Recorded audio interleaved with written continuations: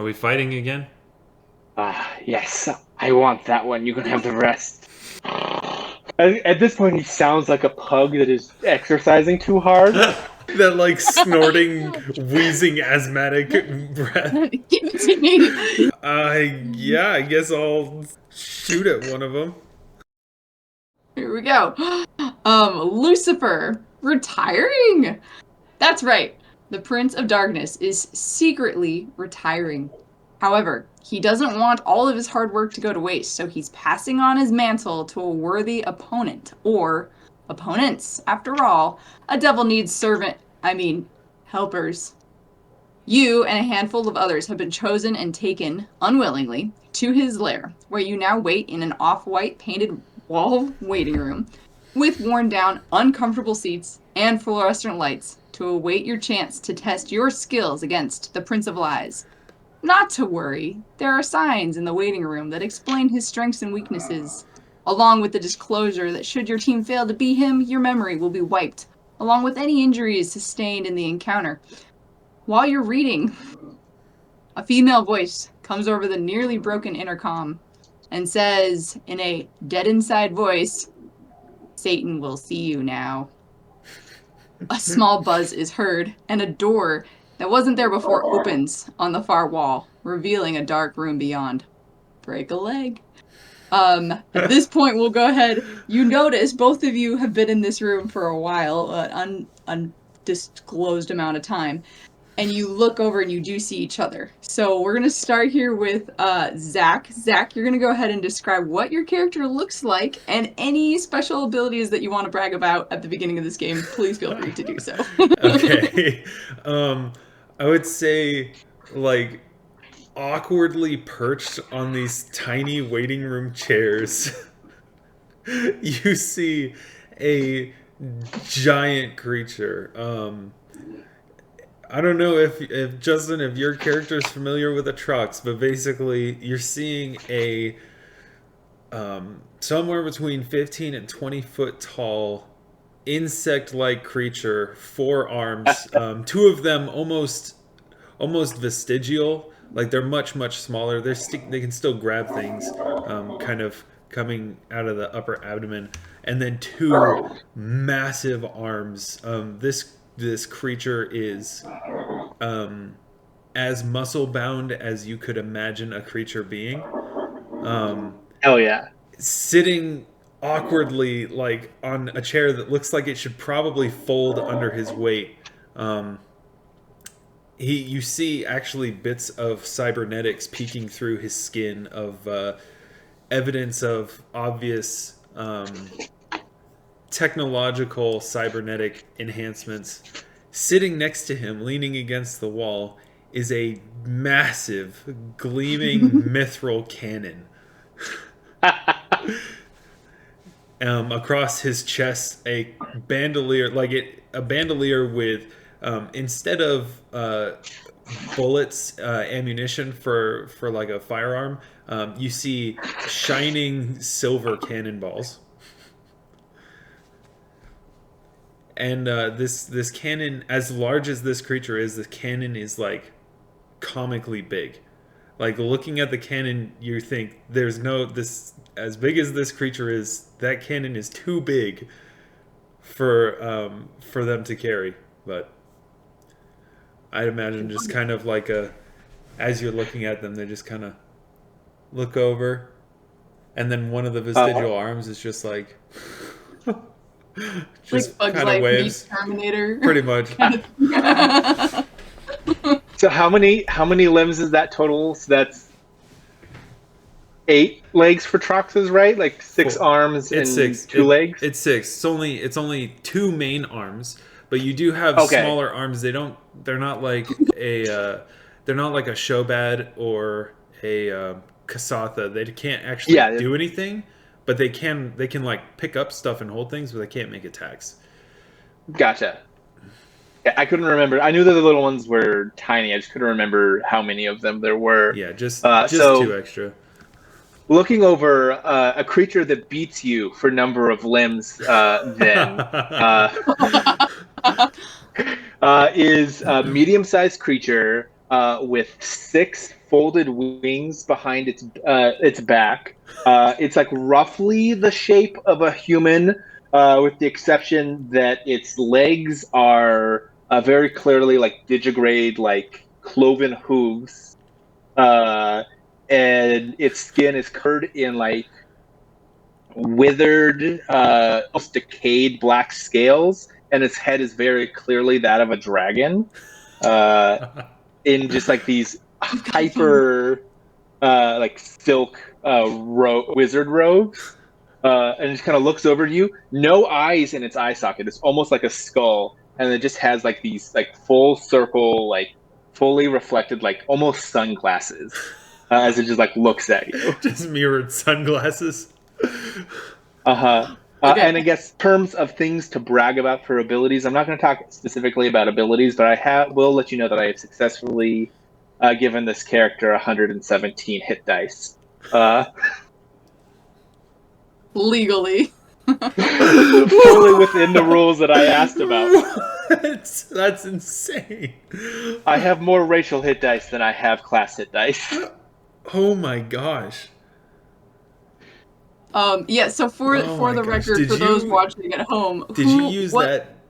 Go ahead, Zach. Good. No, I was gonna ask. Did you use that thing that Jacob used for that character in the Intern Crusade, where like you can No, eat? that is technically that is a third party template Okay. that I let him use. No, what I used is there's an occult ritual called Fiendish Apotheosis. It is a it's technically 5 separate occult rituals that lead into each other. But the final one, the final apotheosis, when you complete it, it lets you change your race from whatever your race is to an evil outsider with no more than double the hit dice than you have class hit dice.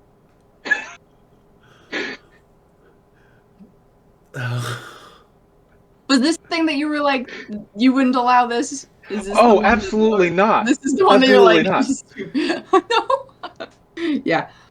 Okay, so also state for the record for those watching at home, what levels you guys took. So Zach or Justin, go ahead. Yep. Okay, so I have 19 levels of kineticist. I've focused mainly on Earth, so I've got 2 things of Earth and then 1 of aerokinesis as my third element. I have 1 level in swashbuckler for that sweet parry and riposte. Yeah, so good. It's so good. 10 levels in Eldritch Scrapper Sorcerer, which is the melee sorcerer archetype. And then 9 levels of Eldritch Knight. And then I have 78 undead hit dice, because I also took the occult ritual Eternal Apotheosis. So not only am I a devil with just so much shit, I am also a lich. Wow. Excellent. All right, and Zach, what are your levels in? I have 3 levels barbarian, 11 levels gunslinger, 20 levels fighter, and 5 levels slayer. Hell yeah. Excellent. All right, and as you guys are in this waiting room and you've now made eye contact with one another, is there anything you'd like to do? I suppose time to prepare. I am going to get up, walk over. I'm going to cast 2. No, I'm going to do all 3 of my stolen spells that I have ripped from the mind of other wizards. So I don't have to use my spell slots. I'm going to cast, in this order, protection from spells, mage's disjunction and sea mantle on myself. All right. Do you need to make any spellcraft checks for using a scroll to make sure they don't? None of them are scrolls. Oh, okay. No, I have an ability that if I successfully cast Dominate Person or Dominate any kind of Dominate spell on a wizard, I can just straight up steal a prepared spell and just keep it, and they don't get that spell slot back until I use it. What? You stole a level 9 spell from somebody? I stole one level 3. 9 spell and 2 level 8 spells because it's maximum total spell levels of 28 or 25. Wow.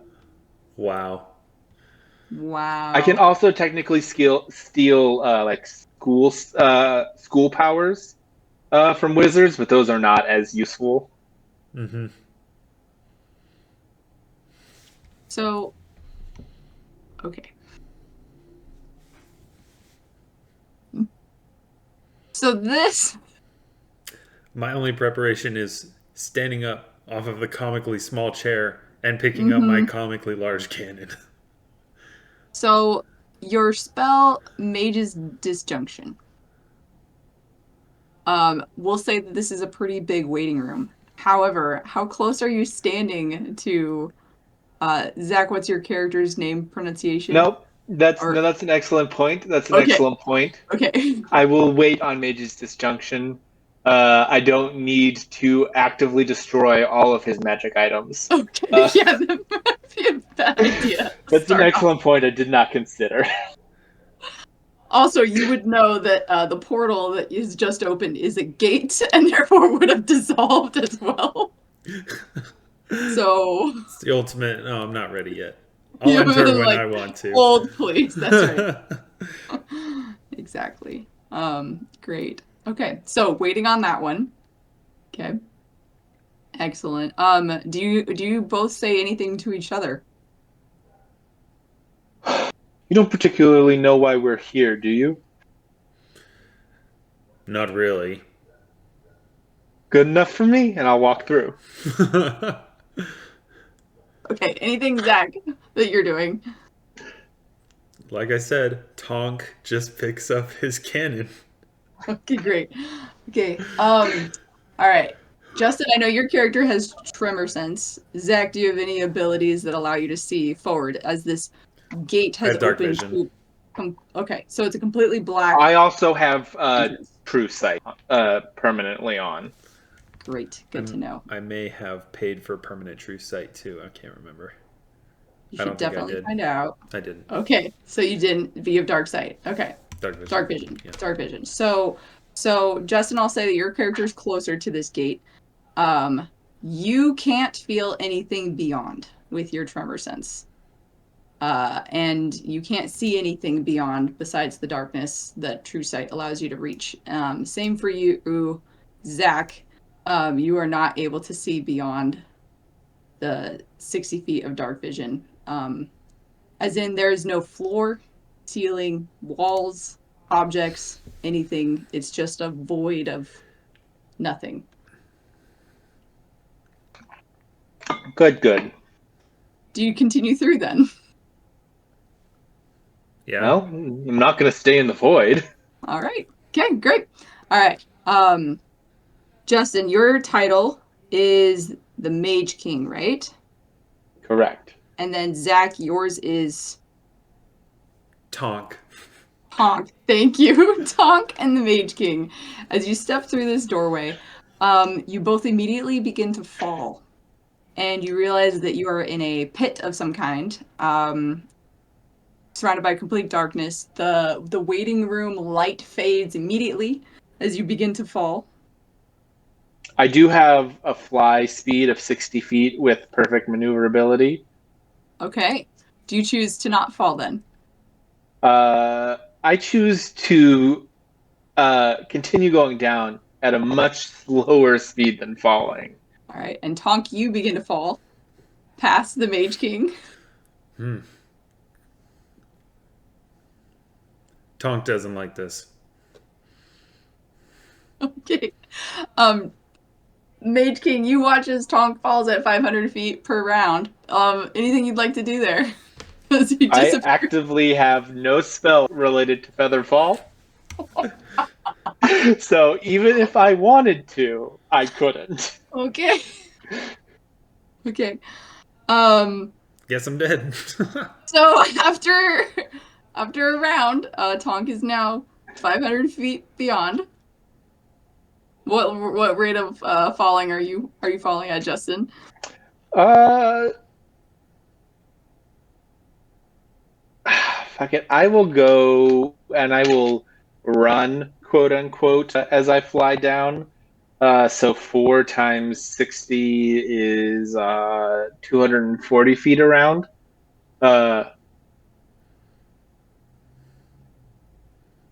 Thank God for not getting exhausted because I'm a undead abomination. It's fine. 20d6 isn't gonna kill me. Yeah, just rage right as you hit. Just boom. Oh, nope, hold on. How far away is he from the ground? You can't see any ground, so you have no idea. Fine. I let him fall for like 1 round, and then afterwards I'm going to cast Fly on him because I do have that. Excellent. All right. Okay. So into your second 500 feet of falling, Tonk, you suddenly feel like you have this ability to slow yourself and Question: fly. what's the range on fly? I think it's creature touched. Fuck, it is. You literally can't catch up to me. Well, bullshit.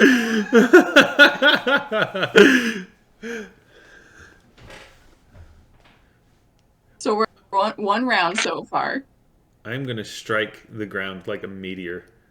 Jess, can you put something underneath me just so it takes the full force of a huge Trox and a 15,000-pound cannon landing on them? I love it. Okay, we'll say we're still in this first round. So, start of the round, Mage King. Guess I You should have know spent that some he has money on a fallen feather about token. 500 feet below you.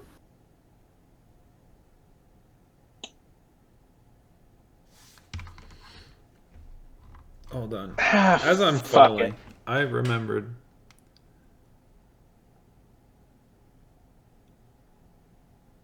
Okay. I've got wings. In Wait. the no. Actually, in the first round, as I'm falling, I'm just gonna go ahead and drink a potion. I forgot. Okay. I do have a little bit of prep, so Okay. I'm just gonna drink a potion of bark skin real quick. Oh my gosh. Hell You're yeah. like, I forgot to prep, but this doesn't help me with falling. And then the next Oh, round, God. I'll drink another potion and another potion after that, and I'll just keep drinking potions until I hit the ground. Okay. All right. Okay. Well, at this point, then it's all up to Justin if there's anything you're doing in the next few rounds. I don't have any prep spells. Let me look. You're good.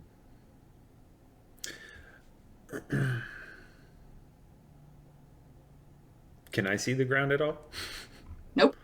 Okay. What is the light level, would you say, in this infinite pit? It is not magical darkness. It is just no light. Dark. All right, I can work with that. I'm going to use one of my racial spells and cast one of my uses of Shadow Step to get right next to this Tonk. giant bug, Tonk. And then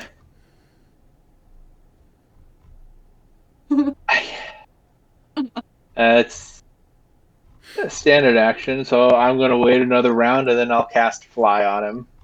Okay. So I'll just grab onto him and wait the time and then cast Fly on him. The whole while Okay. I'm just. Just pulling us. It's probably I actually feel- the I- little arms just kind of like going into a pouch, pulling them out, and then just like just this tiny little. And I imagine Oh Tom, yeah. like you, I don't know. Are you afraid of Stone heights? Are you calm, afraid of falling? Just completely like not normal day. no reaction, just like Normal day. Mage King, you appear right as he's gaining some momentum here. You know, it's only that first round, but he is, you know, like so you also you could let yourself stop flying so that you can kind of stay with his momentum. If you want to stay with him while you go into this second round. Yeah, I'll stay with him because I have to touch him to cast fly. Okay. But the minute I do, I'm gonna spread all 6 of my wings and slow the fuck down. Yeah. Sure. All right. So, second round. Then you guys are now 1,000 feet from the door. You have fallen down. Go ahead. You still don't see anything around you. Nothing below you. Nothing has gone by you. As you've fallen through this darkness. So, Mage King, go ahead. You can cast your spell. All right, I cast fly upon him. Loop. That is not what I wanted. That's the somatic or the verbal component, right? The countdown. That's Yep. right. I'm secretly a bard. That's right. Okay. How I'm gonna long cast does? fly upon him. All right. It's a What standard level? action. Okay. It is cast at caster. It's a their level spell. Caster level 18. Yeah. How long does that? It'll last 15 minutes. 18. You said 18 minutes. 18 minutes. Great. Excellent. Okay. Question for you, Jess. Yep. What's your ruling on the conservation of momentum and teleportation? If I teleport somewhere, am Why I don't you still... try something? You want to try? No, I would not say, yet. If it's something like gate where it has a physical entrance and exit, your momentum continues. Nope, If what? it's not that. Not gate. If it's something where It's boots of teleportation. I want to say that magic here stops the momentum, but wherever it is that you land, gravity realigns itself. So if you're not falling, or if you're falling again, you just begin all over again. Okay, that's fine. So, do you remember that you have boots of teleportation? I've had them the whole time. There's just no point in teleporting until I'm right above the ground. Oh, okay. Oh, I gotcha. All right. Do you fly for 18 minutes? I'm still falling. Into the third round. That's right. Okay, into the third round. You continue to fall. Justin, what does the Mage King do? I'm going to use my at-will spell Arcane Sight, a greater Arcane Sight, just so I am a little bit more aware. I'll double check what that does. Your non-eyes glow blue now. I like to say that the glasses glow. I love that. Excellent. So I'm under the effect of detect magic, and then I automatically know what spells or magical effects are upon any individual or object I see. Excellent. Yep, everything within your sight. So you've got, yep, great. Which is all darkness around you still. So I want to say True Sight. True Sight has like what, 80 feet? True Sight does similar things, but it is not the same. I'm just making sure what the range is on True Sight. I don't think True Sight has a range. It's just your visual. It's not like dark vision or anything like that. It says 120 feet. The range of True Sight conferred. Are you looking at the True Sight spell? Yeah. True Seeing. I have True Sight because I'm a devil. Oh, good. Okay, great. Excellent. Okay. Because you're an abomination. That's why. Okay. You want to know how much of an abomination to get hit dice up that high? I had to make some modifications to an existing a devil, so I'm technically a half dragon, half celestial undead devil. Perfect. All right, Mage King, are you going to be falling too with Tonk, or are you going to let him continue at a faster speed than you? He can go ahead of me. That's fine. Okay. I'm not in a rush. Okay. Tonk, you're taking bark skin, you said? What's your other spells and things that you'd like to prep? I'm going to, over the course of the next 5 rounds, if I have the time, You do? drink resist energy acid, resist energy cold, resist energy electricity, resist energy sonic, and resist energy fire. Wonderful, wonderful. Okay. I mean, Is there any light or anything glowing on you? I mean, other than I guess the Mage King, your arcane vision would be able to see Tonk just slowly get smaller and smaller and smaller in your vision. just a as he's falling. little bundle of magical enchantments just flying through the void. Like a raindrop, a singular raindrop in space. Oh, that's a good way of saying it.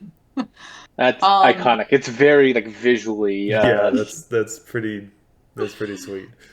It's also very anime, and I love it so much. Well, every time you're like, my glasses flash, it's like, you know. Oh yeah. 100% the idea behind it. Yes. Excellent. Okay. 13 minutes of falling. Tonk. Awesome. You notice the ground below you. All right. As soon as I'm maybe 100 or 50 feet, I think it's, yeah, as soon as I'm like 50 feet above the ground, I'm just going to use my boots of teleportation to teleport to the ground. Okay. Awesome. Excellent. You land on Or I guess no, I've still got fly for 5 more minutes, right? Yeah. Yes. Yep. I'll just use the fly at that point to slow me down. All right. Okay. You land in. It's still dark. But what's your range of vision? 60-foot dark vision. Okay. Well, everything within 60 feet that you can see, and it goes beyond your vision, is a black marble, smooth surface that you've landed on. Mage King, assuming that you're watching this tiny pinprick of aura disappear below you, you're unsure, just like a star, like the distance of it to you, but eventually you do notice that it's getting bigger and bigger as you're getting closer and closer to the ground that Tonk is on. And you can see that when you land, you can see way more clearly. The area that he has landed on is a 100 by 100 marble grid of an area of smooth surface, and then there is liquid around 3 of the sides, like a peninsula, and then there is a long jutting kind of portion that leads further. As you land, the liquid around this marble platform ignites into red flames, and each of you is brought into perfect light. As you can see that you are on a peninsula of stone.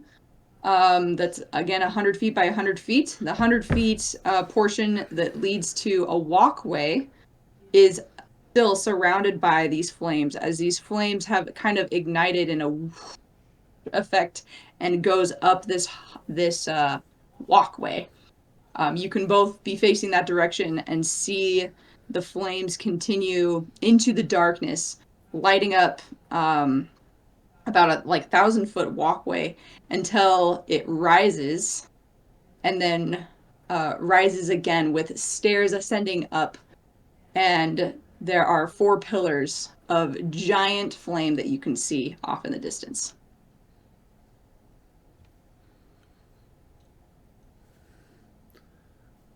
Fascinating. Whoever this Any of is it magical likes or fire. all of it magical? Is magical. All, yes. Whoever this is sure likes fire. Hell. We are actively in hell. Never been there before. It's better than most people give it credit for. So far, it's just mostly been boring. Yes, this is not, I think, an ideal representation of the glory of hell. Oh well, I prefer the library. Incredible. I guess I'm going to start walking towards the pillars of flame. Yeah, just walk that way, walking that way. Okay, wonderful. You notice these pillars of flame are about 20 feet by 20 feet each and 200 feet tall. The pillars, you notice, have like a glass top and bottom, and the flame is actually coming from the top, being suctioned down. And this is a real thing that we saw on HGTV or whatever it was that we were watching. Zach, called Hellspire. It's so legit.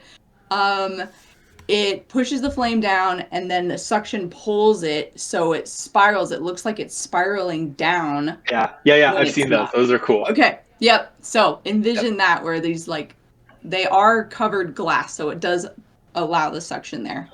Well, no, it wouldn't have glass, but it's got a top and a bottom. That's got these 4 pillars.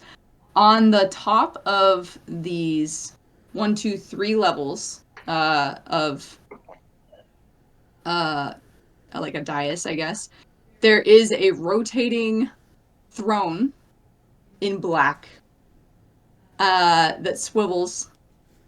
How close are you guys getting to this? Close enough I guess. to see it. I mean, great. Or, it's 1,000 feet away. I'm fine right here. 1,000 feet away. Okay. No, I mean, no. I'll get closer. 1,000 feet. I'll walk slightly closer, but I don't need to get a ton closer. Yeah. Sure. If he's gonna swivel around now, I feel like that's just on him for blowing his villain monologue load early. But right, of course. Well, that is what you see. You do see this swivel as you guys walk slowly, maybe hesitantly, as it turns. You see on this giant throne an exquisitely handsome human who is sitting. His hair is long and jet black, as is his neatly trimmed and forked beard. His hands end in wicked claws, and his feet are cloven.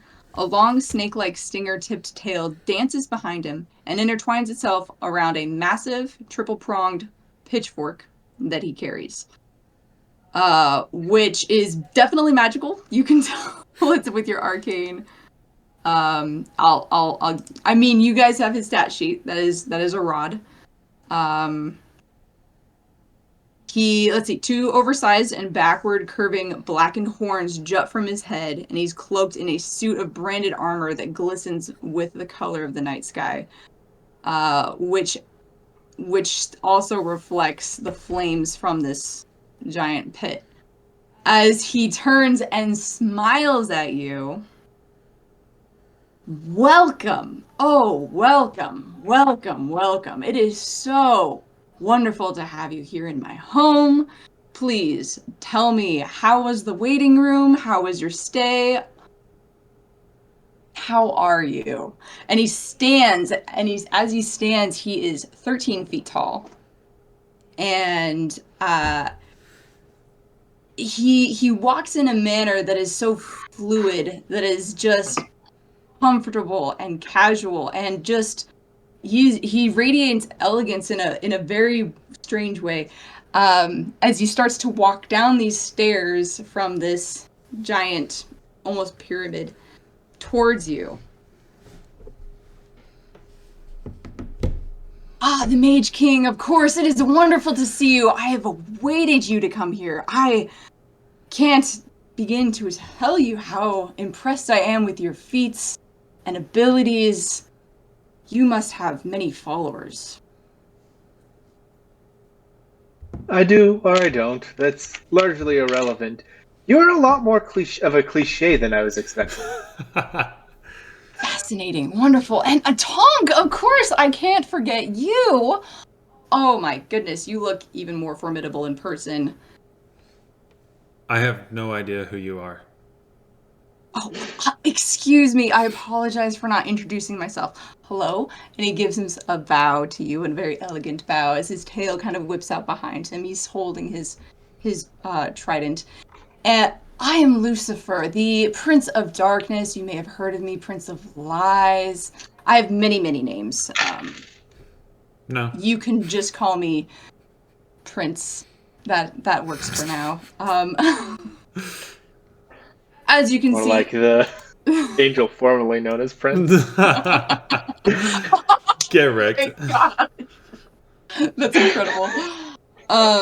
You also see, so this area that he's on, it does have a ceiling. There is a ceiling about 200 feet above, and it looks kind of like, it's got the ripply effect of a large pool.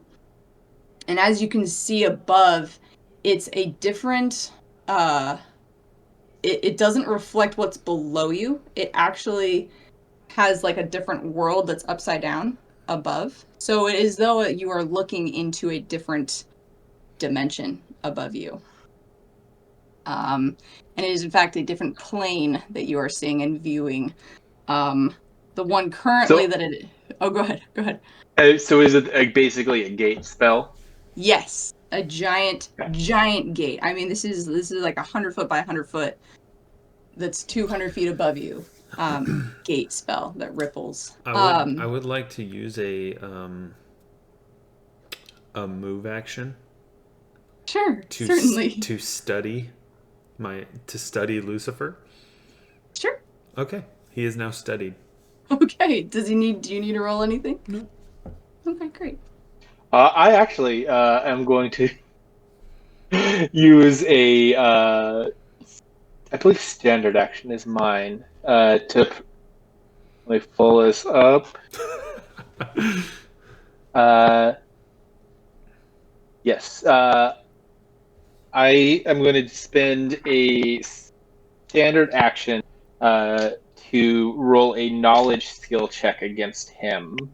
What to know who about him, basically. Religion planes. Religion. Okay. Oh my gosh. Let's double that. All the way back up. Oh my gosh.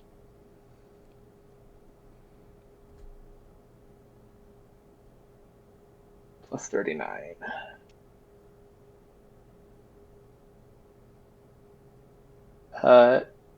Would a 42 be enough to know about his strengths and weaknesses, given that I've already also been given them?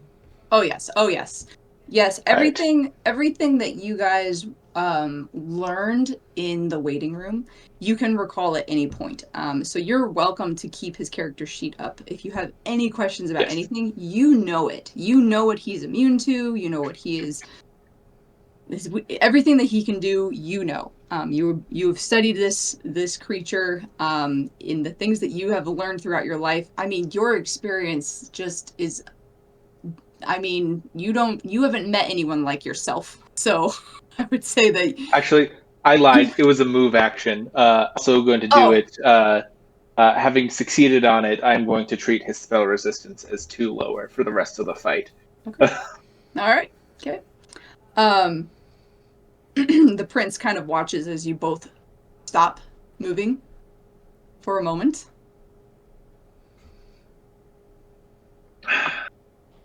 Now, you may be wondering why I brought you here.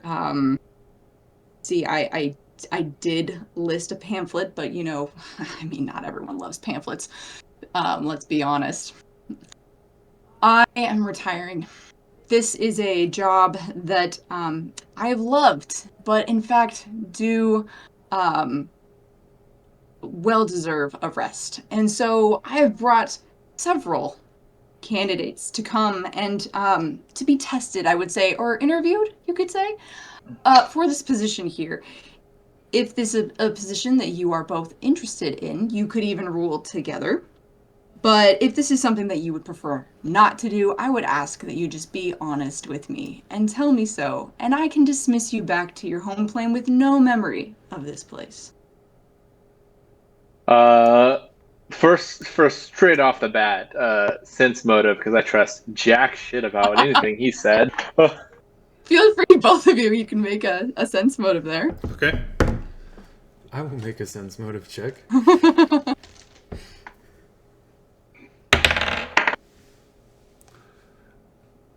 That is a 57. That is 107. Sorry, 56. 107. All right. Give me a moment to look through his character sheet to see if there's... Sometimes they say, like, the abilities, right? Like, at the bottom what their bonuses Skills, and things are. usually near the Oh, bottom. there we go. It should be in the skills section, yeah. Okay. Oh, his CMD is so high. How high? Oh, here we go. 105. Oh, okay, that's decent.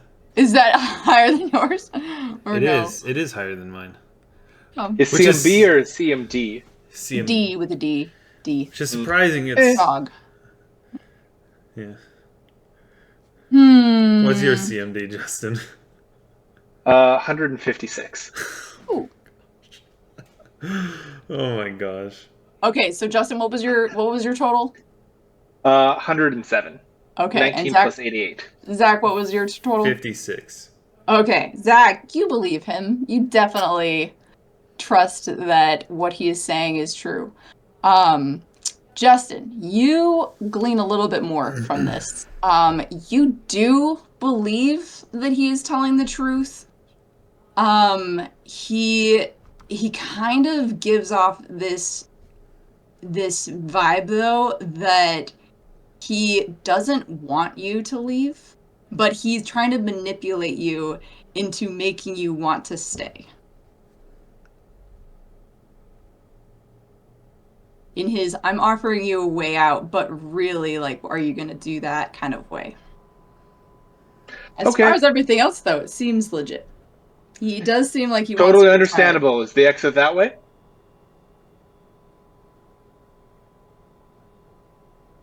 He points to the gate that is above.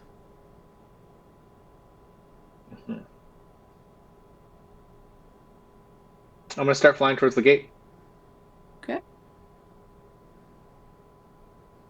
Okay. As you approach, he's gonna do a sense motive on you. Okay.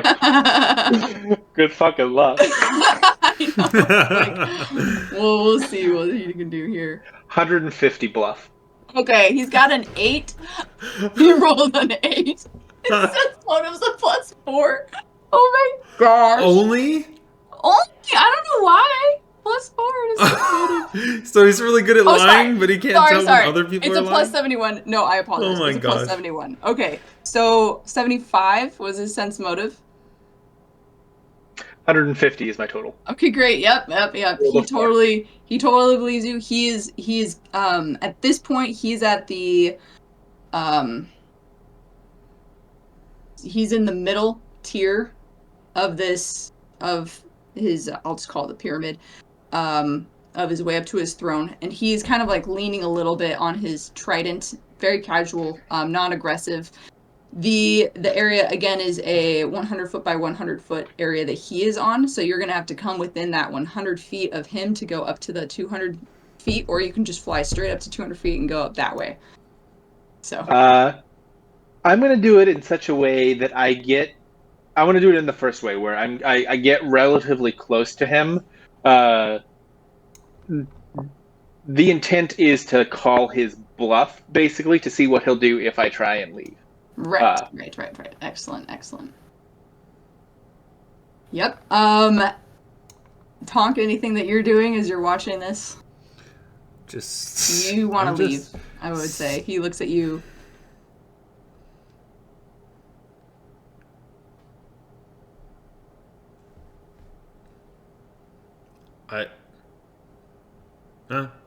I'll just start. I mean, Tonk isn't stupid.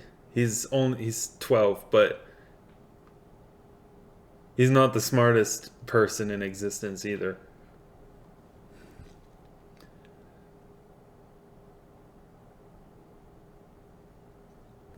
You look like you would be a good fight. Tonk will stay. I appreciate your honesty, Tonk.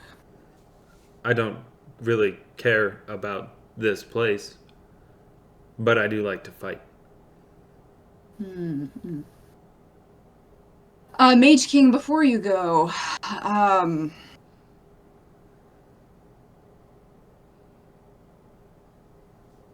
this won't come again.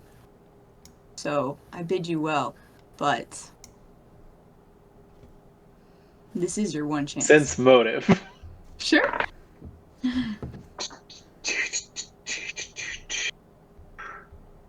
Not as good. That's only 91. Okay.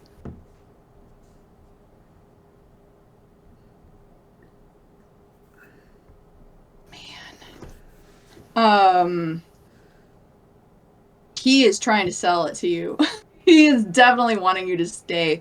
But he's not going to force you to stay, is the thing. He is telling the truth that he does not intend at this point to bring you back. A cost that I'm willing to pay. I guess I'll stop for the tail end of my movement. I suppose one final question for you then. Why are you so desperate? To retire? For me to stay. Surely, if you had a life's work that you wanted to bestow upon somebody who wouldn't just throw it away, like that twit Asmodeus, I would say that you would also be preferring somebody who actually wanted to be here. I've worked very hard to get to where I am, but I don't want to leave it in the hands of someone who will just turn it over, if that makes sense. Sense motive. Sure. Rolling like shit. Thank God I have such great modifiers. You have insane modifiers. I have 117 hit dice. It is impossible for me to not have good modifiers. If you didn't have good modifiers, it would be because you tried to not have good modifiers. Truly. 96. Okay.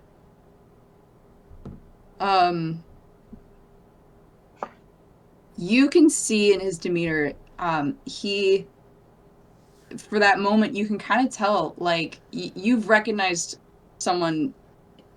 You are a hard worker, I would say. You have not gotten where you are without sacrifice. I mean, I used to be a goblin, so I've done a shit ton.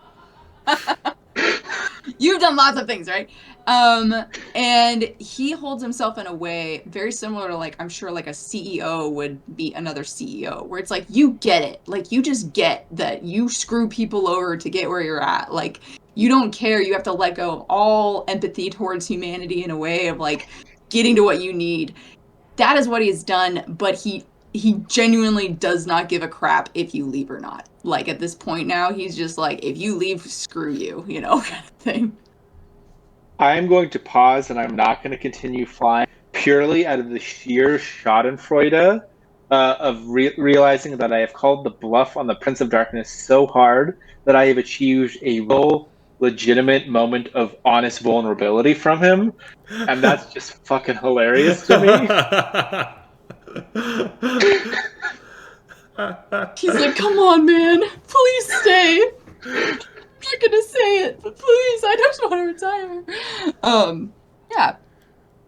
You can also tell with your arcane sight, now you're within 100 feet of him. This is an illusion. His aura has an illusion around it. Are there any other sources of illusion around? No.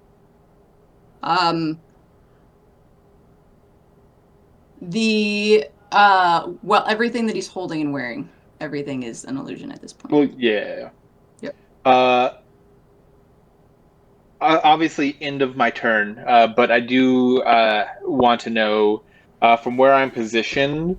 If I was to pretend to continue going towards the gate, would that bring me closer to the throne or farther away? So it's 100 foot by 100 foot. He's like kind of near the 50-foot mark into it. It's 200 feet above is the gate. So you can get, Pythagorean theorem, you could get within 200 feet of him at max if you're trying to like sneak in that. But you're within, I'd say, 120 feet. So you could continue to just go straight up at this point, or you can pause where you're at. Okay, You could but so basically, what I'm asking is that there's no real way to like bluff that I'm going to the gate instead of at this point now. My thought is to go to the throne. Right. It would be very obvious if you were going to one or the other. Yes. Okay. That's my turn. I mean, that's all I'm going to do for now because I basically spent the whole turn talking and absolutely. Yes. flying. Please allow me to test your abilities. If this is something that you want, Tonk, I'm so grateful that you are willing to stay. If you don't mind, just for my peace of mind, this can't get out after all to lesser demons. Can't really let them know. I would have a very long wait line of people trying to take over to show their abilities, of course, and such. So, if you wouldn't mind shaking on this, that you agree to fight me without any planar travel waltzed here until we have completed our business. Would you agree? Tonk. Zach.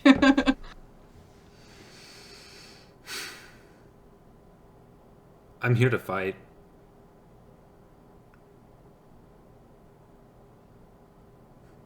I'm not going to run from a fight.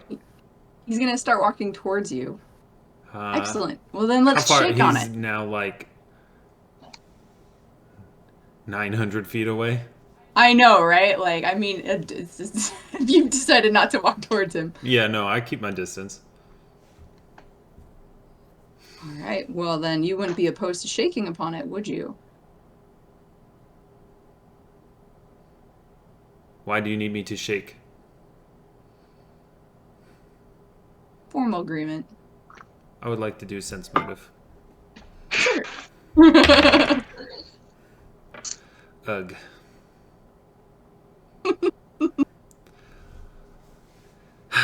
$52. He doesn't hold any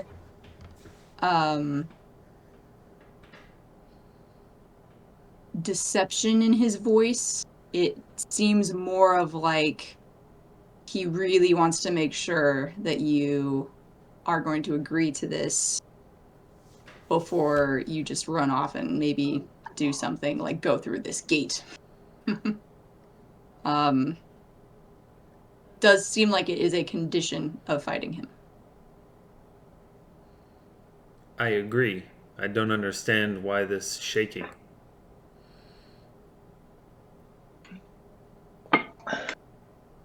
Give me a second. Let me look at his stuff.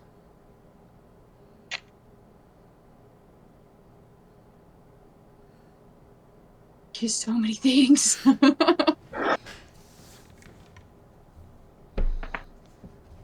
Great. He's going to go ahead and teleport right next to you.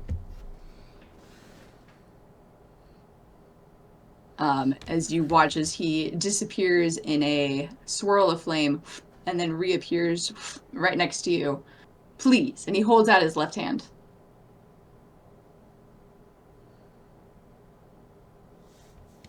No planar shifting until after. I can't even planar shift. Wonderful. So there's He's no holding out need. his hand. I'm not touching you.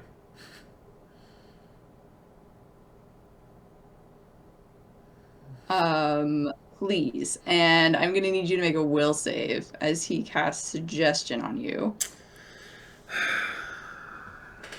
I'm going to fail. There's no way for me to beat this. Be a 32. Okay, hang on. I'm pretty sure it's like 40 or something like that.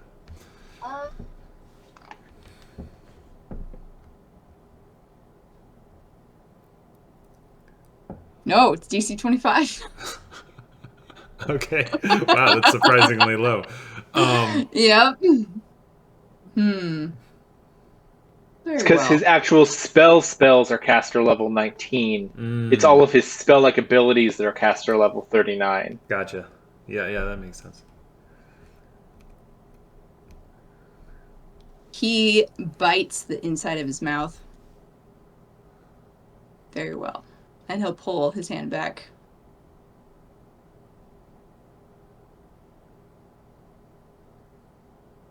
Tonk, tonk, tonk. Where is it that you're from again?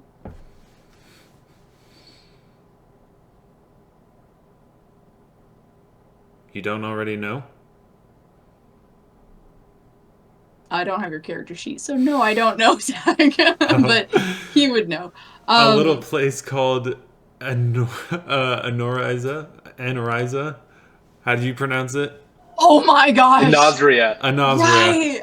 Arizona backwards? Yeah! Let's go! Excellent. Anoriza. Yes, that's Anazria. Yeah, Anazria. Wonderful. I figure it's pronounced as many ways as there are people that exist on it. Oh my goodness. Excellent. Well,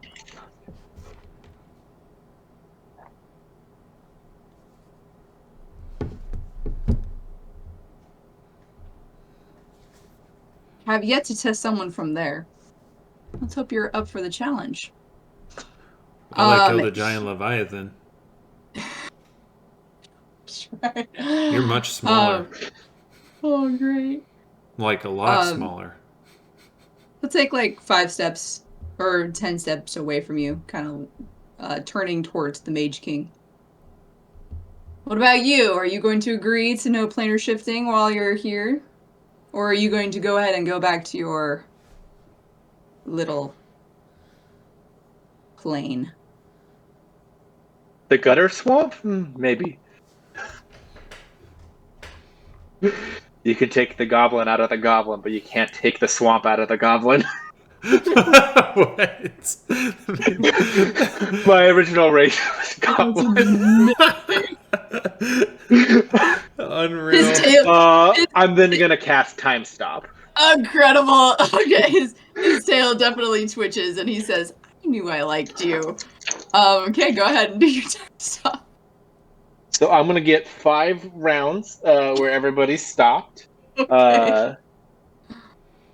First thing I am going to do, I'm gonna roll a real quick knowledge planes check. Who is the biggest gossip in terms of the entire planar community?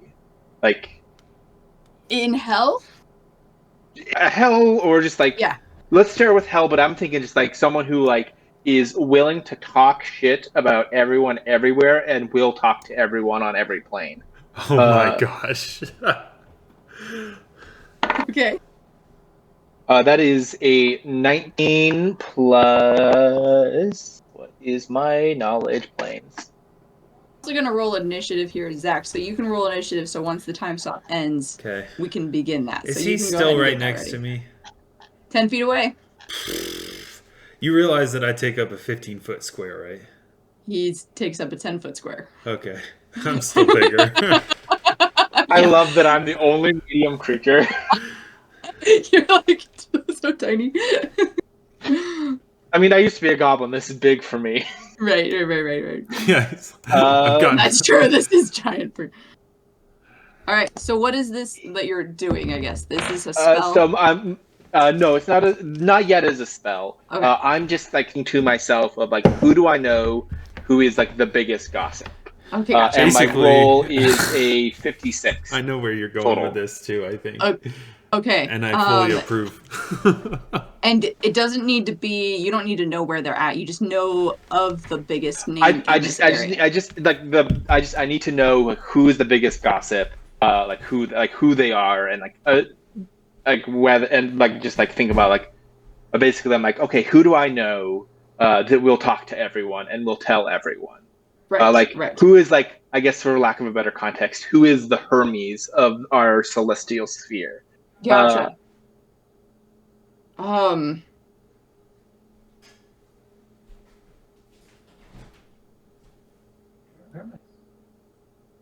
Underneath the bag. They should be on that bag. I haven't moved them. Unless they're in there. You check next to the computer.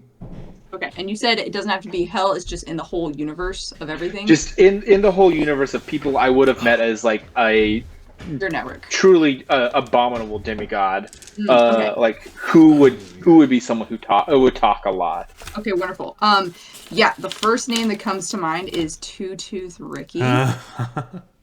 Fuck yeah, I can work with that. I'm going to use my at-will use of Greater Shadowy Evocation to cast Sending to Two-Tooth Ricky. Ricky, my buddy, it's the Mage King. Lucifer's retiring. He's testing new applicants. I knew you were going to do that. Oh my gosh! Ricky, buddy, hey. You'll never fucking believe. You can take the goblin out of the goblin, but you can't take the swamp out of the goblin, baby. Oh my gosh. Is that all your 25 words? Is that all you're doing? That's all I'm doing. I think that's less than 25, but I don't need to. Okay.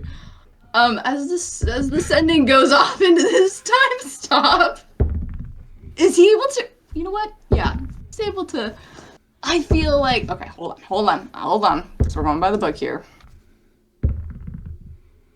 Give me a moment. Okay. Everything that you do during the time stop happens simultaneously. It only affects you. Great. Okay. So in 5 rounds, Two-Tooth Ricky's going to get this message. Or 4 rounds, I guess, at this point. So, okay. So no response yet. All right. I'm going to use my move action to start moving towards the throne. Next round out of the 5 rounds where everybody's frozen, I'm going to cast Holy Aura on myself using one of my spell-like abilities, so that I have resistance against evil creatures. Great. Keep moving. I'm going to spend a standard action to cast Freedom of Movement on myself, and keep moving. So that's 3 rounds total, a spell each round. I'm going to cast...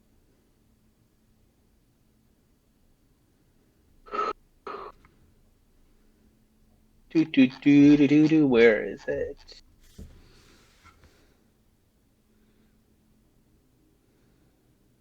I'm going to spend a standard action for round 4 to cast Spell Turning on myself. Mhm. And then on round 5, I am going to turn. How far away is he from the throne right now? 890 feet. Never mind. Never mind. I will wait for that one.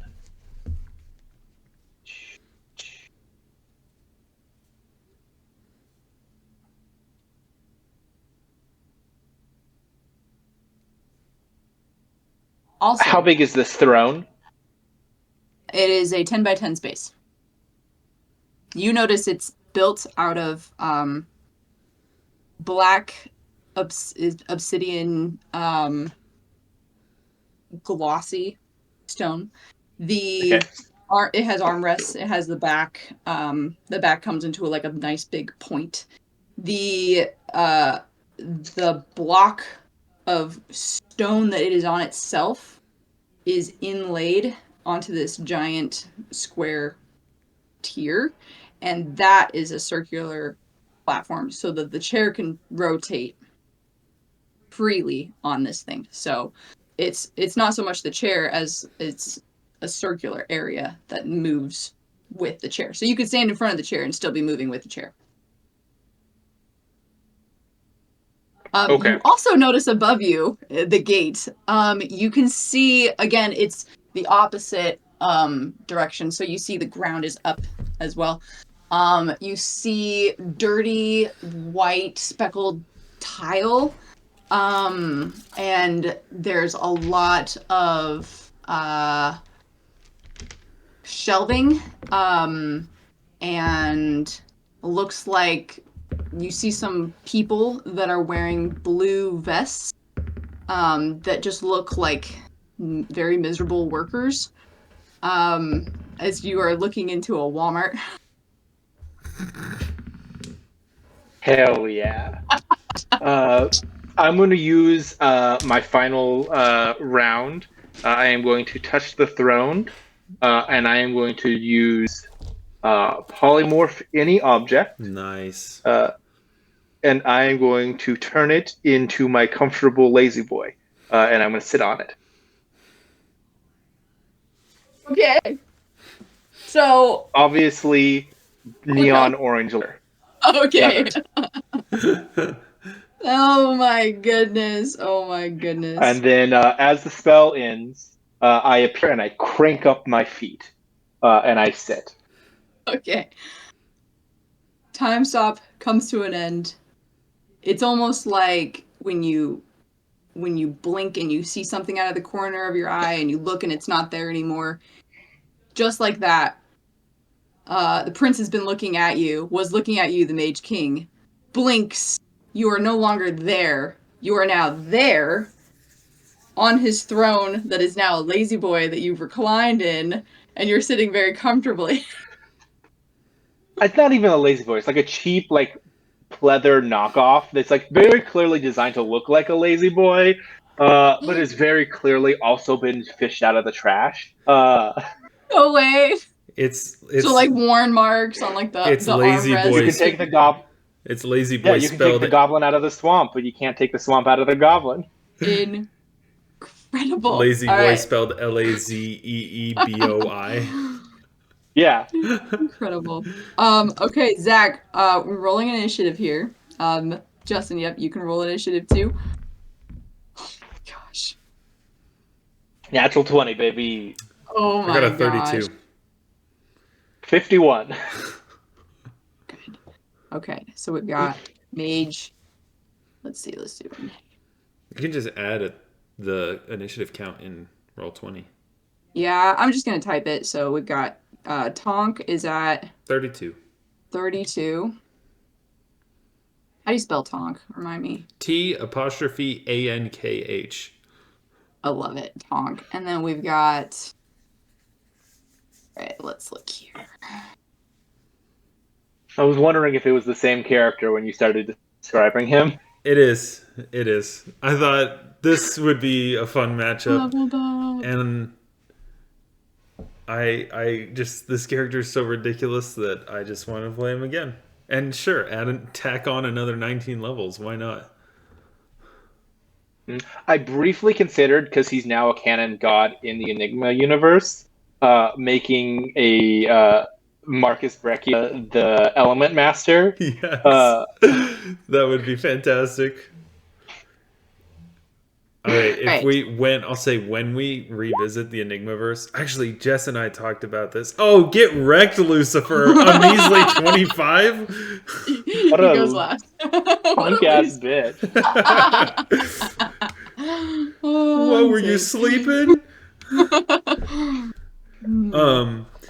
We need to do another campaign in Jess and I had a thought if we did Enigmaverse as a sequel, and we had now the next almost like a bunch of kids got together and they rebooted Enigma Investigations.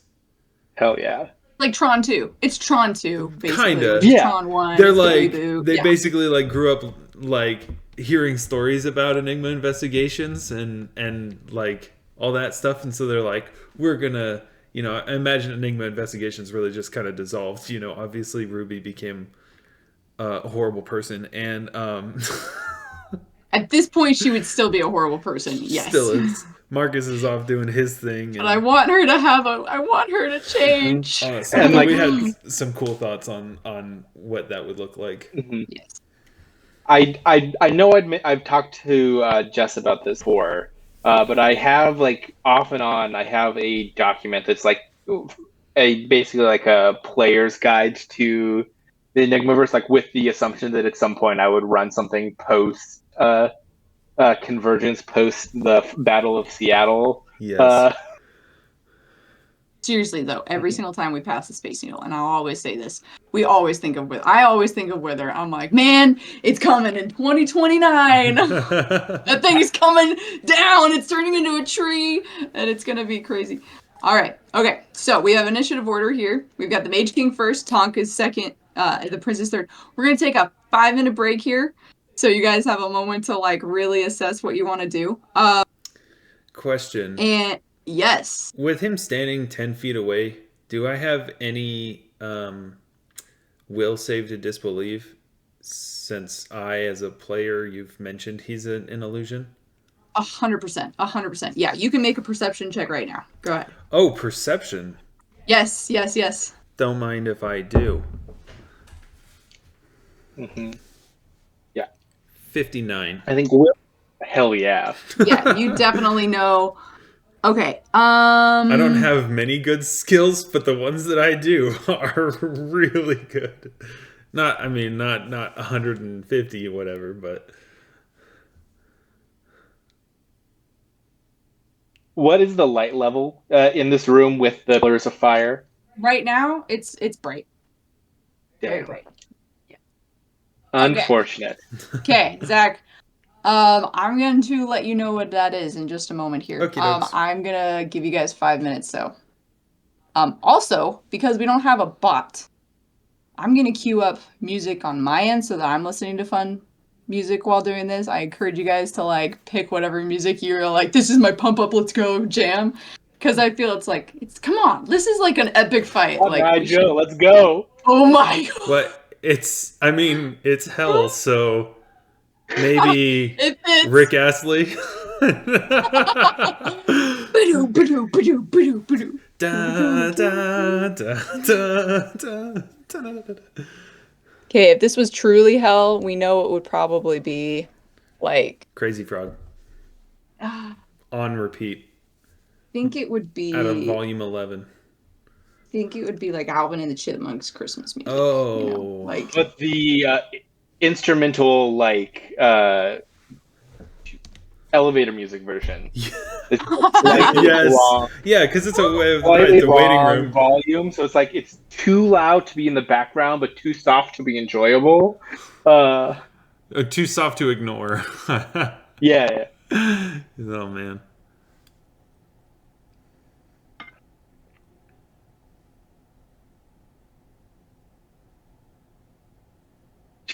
Christ. I have 27 additional attacks of opportunity around. That's just stupid. I did just run the numbers. I'm gonna double check, but it looks like if I crit on him, on average, I will kill him in one shot. I love it. And when you're rolling that many dice, it's basically average every single time. So if I crit, game over. Game over, man.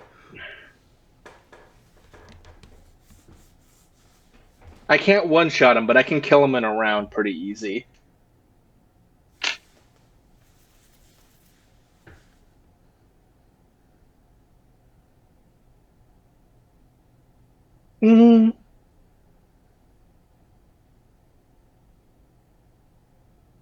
I might be able to one-shot him.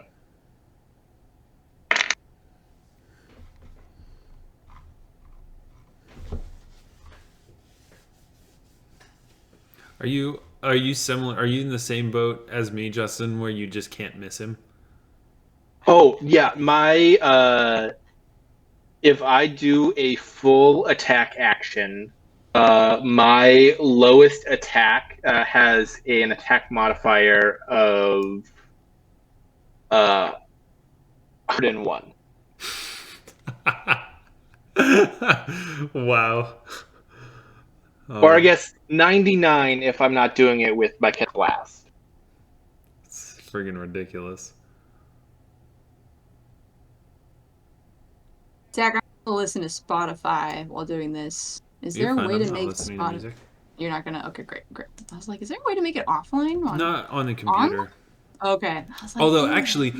actually, we can do a session and I can listen to. No, I can't because I have the same. We use the same login. Never Same mind. account, right. If we had different accounts, then I could listen to what you're listening to. But it's okay. He's okay. So Zach, in your history, has Tonk ever met Satan? No. Have you heard of him? No. To him, is it in a okay, great. No, okay, no. Great. He's from he's like completely different place, and Okay. I guess I mean make a how would you guys rule it if you've got a character that's trying to see something like this, right? And you don't have the spell up, but you're trying to see what Justin's character is seeing with his arcane sight. You know, like I would there's say it's something the off. noticing that the illusion doesn't quite interact with the world correctly. Ooh, good, Right? Like Yeah, good. like it's visual clipping or clippings. something Okay. like that. Excellent. Okay, great. Okay. Awesome. Perfect. Okay. Also, we awesome. could just retcon, and I could, spend a tiny piece of my remaining massive fortune of gold and just have true sight, which is an oversight on my part. You know what? There was a lot that you had to buy and do. If you would like to have true sight, I think I didn't have much time to devote to. you can. Your call. Either way, if you give How me much- the chance, I have Yeah, go ahead. I have over 300,000 gold. There's Yes, literally. then you have it. We'll Okay. say you have it. Yep, perfect. And I'm willing to do that too, Justin. If there was something that you're like, crap, I should obviously have this thing. Like, I actually almost spent basically none of my gold. Great, perfect, I spent most of it on those rituals. That was about it. great. I spent. Let's see where is it. Justin, your character would know because you have true seeing as well as the arcane Sight. Yes. True seeing allows you to see through illusions. And polymorph. Yes. Don't see through this. You don't see through it, but you do have the aura of it is illusion. Interesting. So he's there, but he's not what he appears. Interesting. Zach, you would know that Tonk would know that he is physically there is a physical being there. You know, it wasn't like with the illusion. I imagine illusion it's kind of gives that translucent look, where it's more of just like you suddenly realize that's like, you know, I see it as like a force ghost from Star Wars, Oh, where it just has there you go. that blue see-through where it's like, whoa, like once you see it you can't unsee it, you know. But to anyone else it just looks real. Like I would also say certain things that are really, really good illusions. Imagine it's like CGI, where it's like, that looks off, but barely. Like, what's wrong with that, you know? Like, so, it kind of gives more of that vibe. It's like, it's real, but it's, Like something is off. like an overlay. It's not, the aura is illusion. There is a physical object there in front of you. You don't know what's going on, but something is going on. You can. I'll be right back. One sec.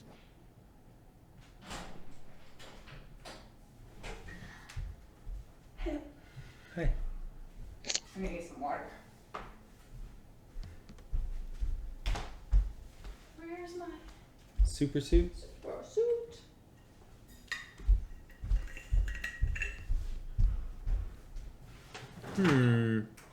I think Lucifer has a body double.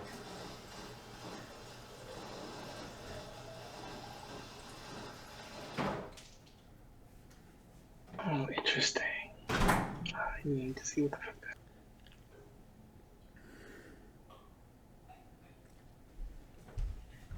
Oh, that's very funny. I cast Holy Aura on myself, but naturally, based off of the devil that I based all my stuff off, I have the spell Holy Aura constantly. So I actively have a holy and unholy aura going, and they don't They don't cancel. They don't cancel each other out because That's their so effects funny. are unrelated. That is so crazy. All right, are you guys ready? Let's do this. Dun dun dun. All right, I've got my battle music going. Okay, start of the round in the Lazy Boy. We have the Mage King. What would you like to do? As Lucifer looks at you and just rolls his eyes like a parent to a teenager sitting in their chair. Are you for real right now? Well, as real as I'm going to be. I have no actual like far range anything, which is crap. 890 90 feet. feet away from you. All right. Not in dim light or darkness. Can't use that.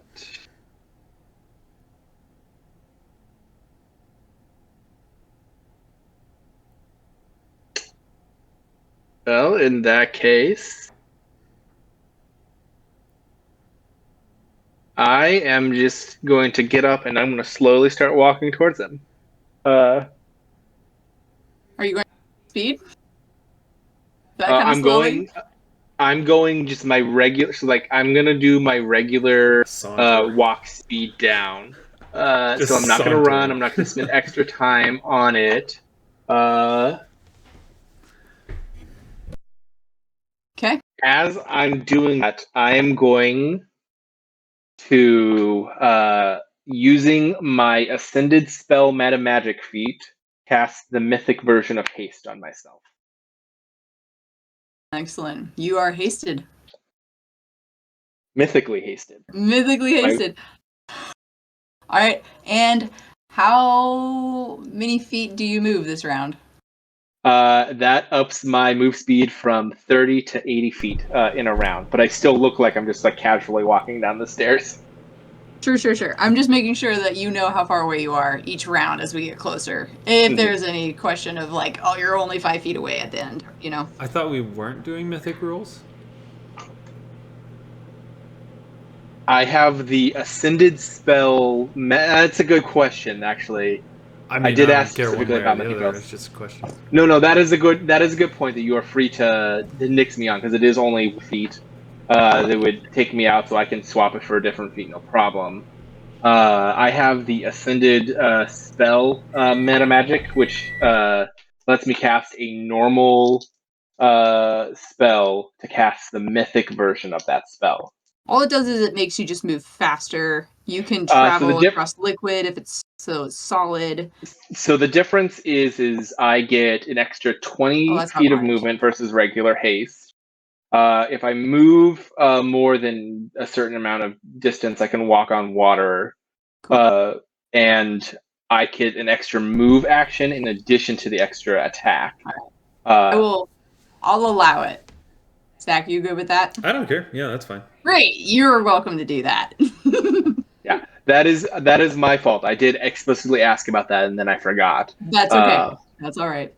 We're here now. Okay, so you're moving 50 feet closer? Yeah. So I'll have walked 80 feet total closer to him. Okay, great. Okay. Because my move speed now 80. Okay. Okay, so now you are within 810 feet. Great. All right. Is that your turn? Yeah. All I'm here right. for the drama. We go to Tonk. 10 feet away, this 13-foot devil I'm looking down on him. slumps his shoulders. I was really hoping you'd follow the rules here. Are we starting? Enlighten me with your skills. I'll take a 5-foot step back and then shoot him with my cannon. Okay.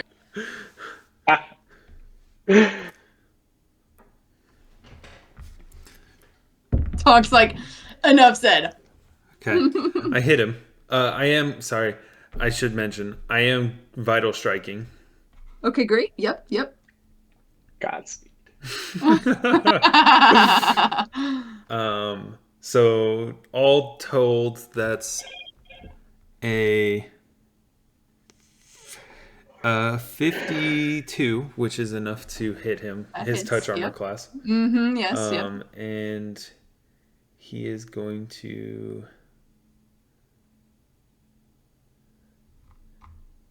take. Let me double check something.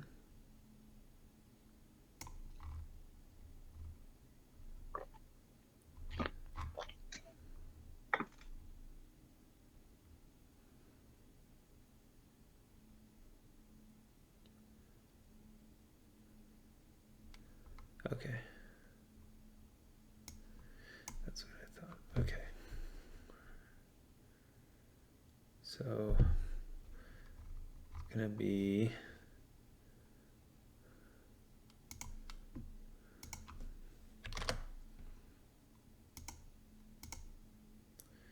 I'm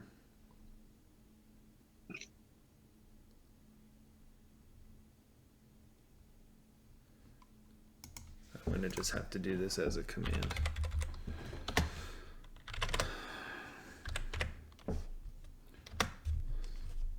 So I am shooting him with a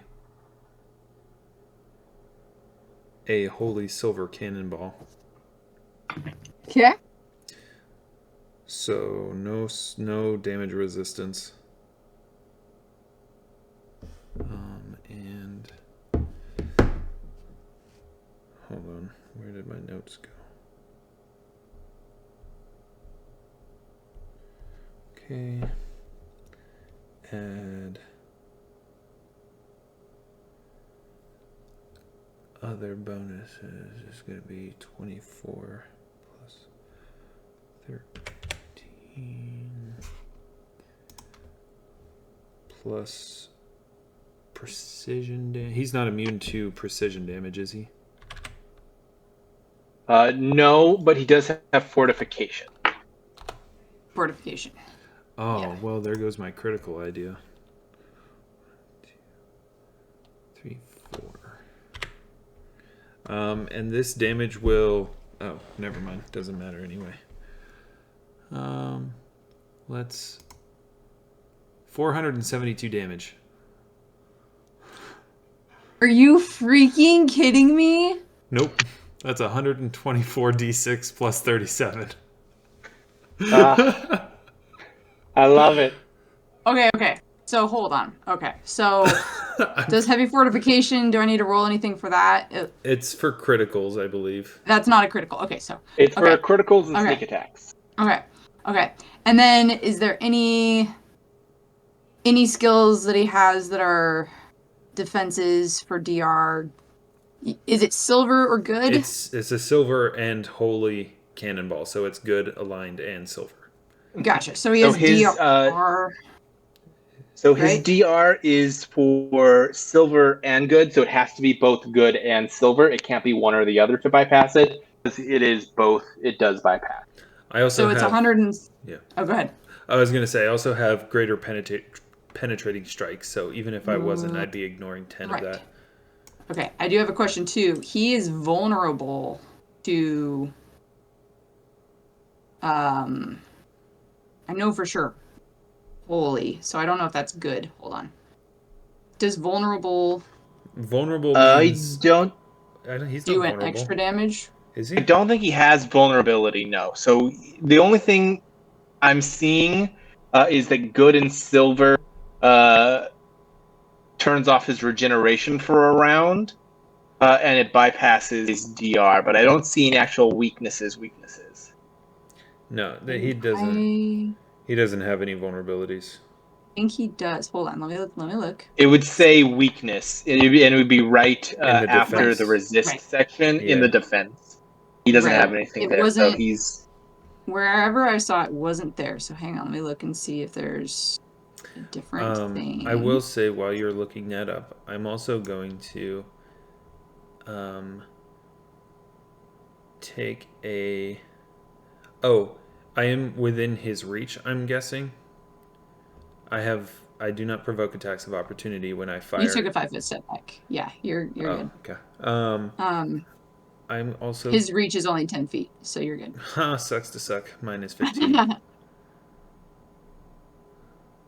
thought for sure there was a vulnerability. I'd be surprised if there was. All right. Okay.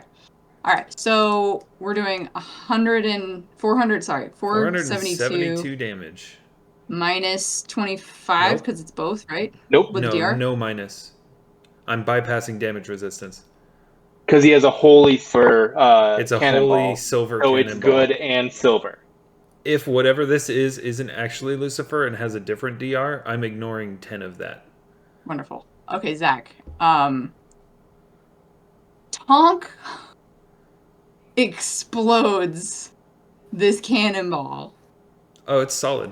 It doesn't go solid. Boom. This solid. Well, it explodes. I mean, out of your. It erupts. It goes forward. Fires. Right. 15-foot range. As it strikes the Prince of Darkness, you watch as all of his body explodes into snow and ice, and he melts as his simulacrum, which had exactly 171 hit points. 471 hit points? 471 hit points, exactly. Melts. Get wrecked. That's awesome. What did you just do? Exactly. And hey, why? No need to waste damage rolls, right? Or yeah. Unbelievable. All right. As you now, for a very, very brief moment, this snow falls and honestly just evaporates as soon as it touches the ground, as the flames from the side just evaporate it.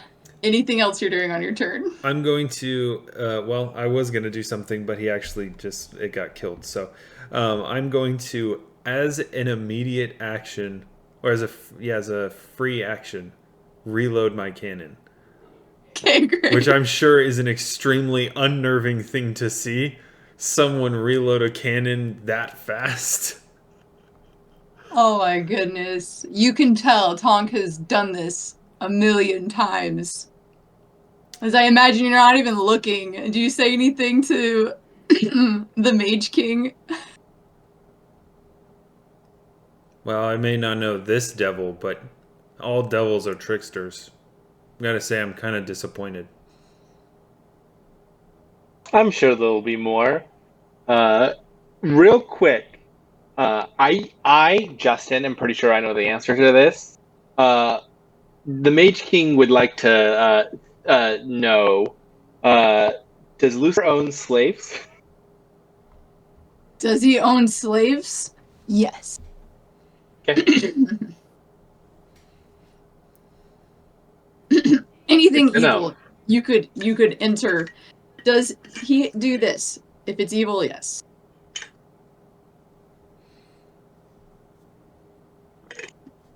All right. End of your turn. Um,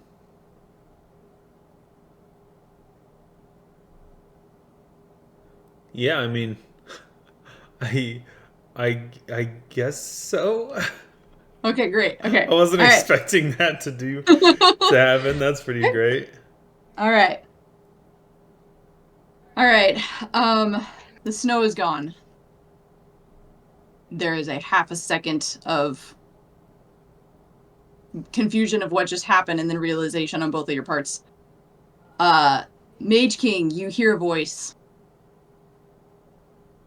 And coming loud and clear. MK, what's up, dog? 2-2 Ricky is responding to your sending. Oh, yeah, he is.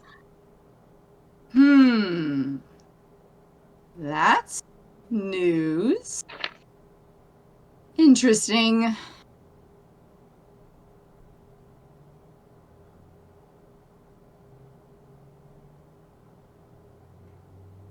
Thought he got my application a long time ago, so that hurts.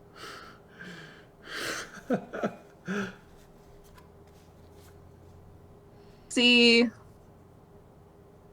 what happens next. Don't have all the fun without, and then it cuts off. Oh, what an interesting character.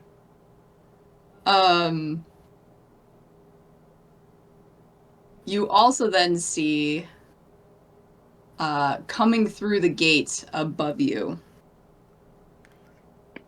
descending in his true form, the real Satan, with his trident next to him as he floats down flying and looks at you, Mage King, as he is within, I would say, 250. Let's see, that's 200 feet, so give me a moment. Let's see, his fly speed is that.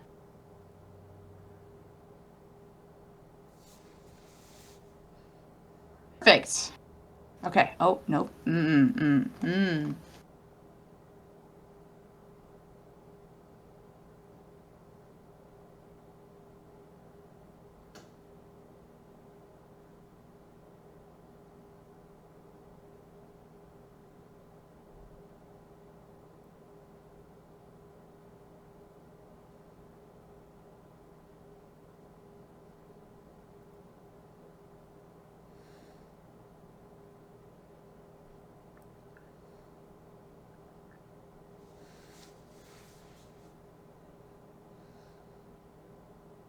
Frick.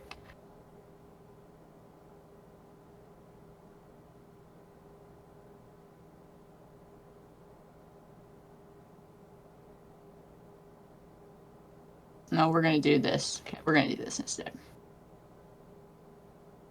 All right. He's going to fly down 50 feet. Sorry, 80 feet as he falls. Well, it'll be within your 50 feet. Within your 50 feet. As he falls. Well, that's one trial checked off my list. See how you do against fire. I do love fire. He is going to cast Flame Strike as he creates a cylinder that is 40 feet radius and 40 feet high, vertical column of divine fire in your area. Wish I could get the lazy boy in on that one, Justin. Go ahead and make a reflex save. Real quick knowledge arcana check. Sure. Flame Strike only deals fire damage, correct? No. It also does divine, like good aligned. Half of it's fire, half of it's good aligned, I think. Good to know. I'll check. It says divine fire. I'm pretty sure it's typed differently. Yeah, I could be misremembering it. Hold on. Half the damage is fire, the other half results directly from divine power and therefore is not subject to being reduced by resistance to fire-based attacks. Okay, but it is not explicitly good. It's just divine. Just divine. Just divine. Okay, I can live with that. All right, you said reflex? Yes.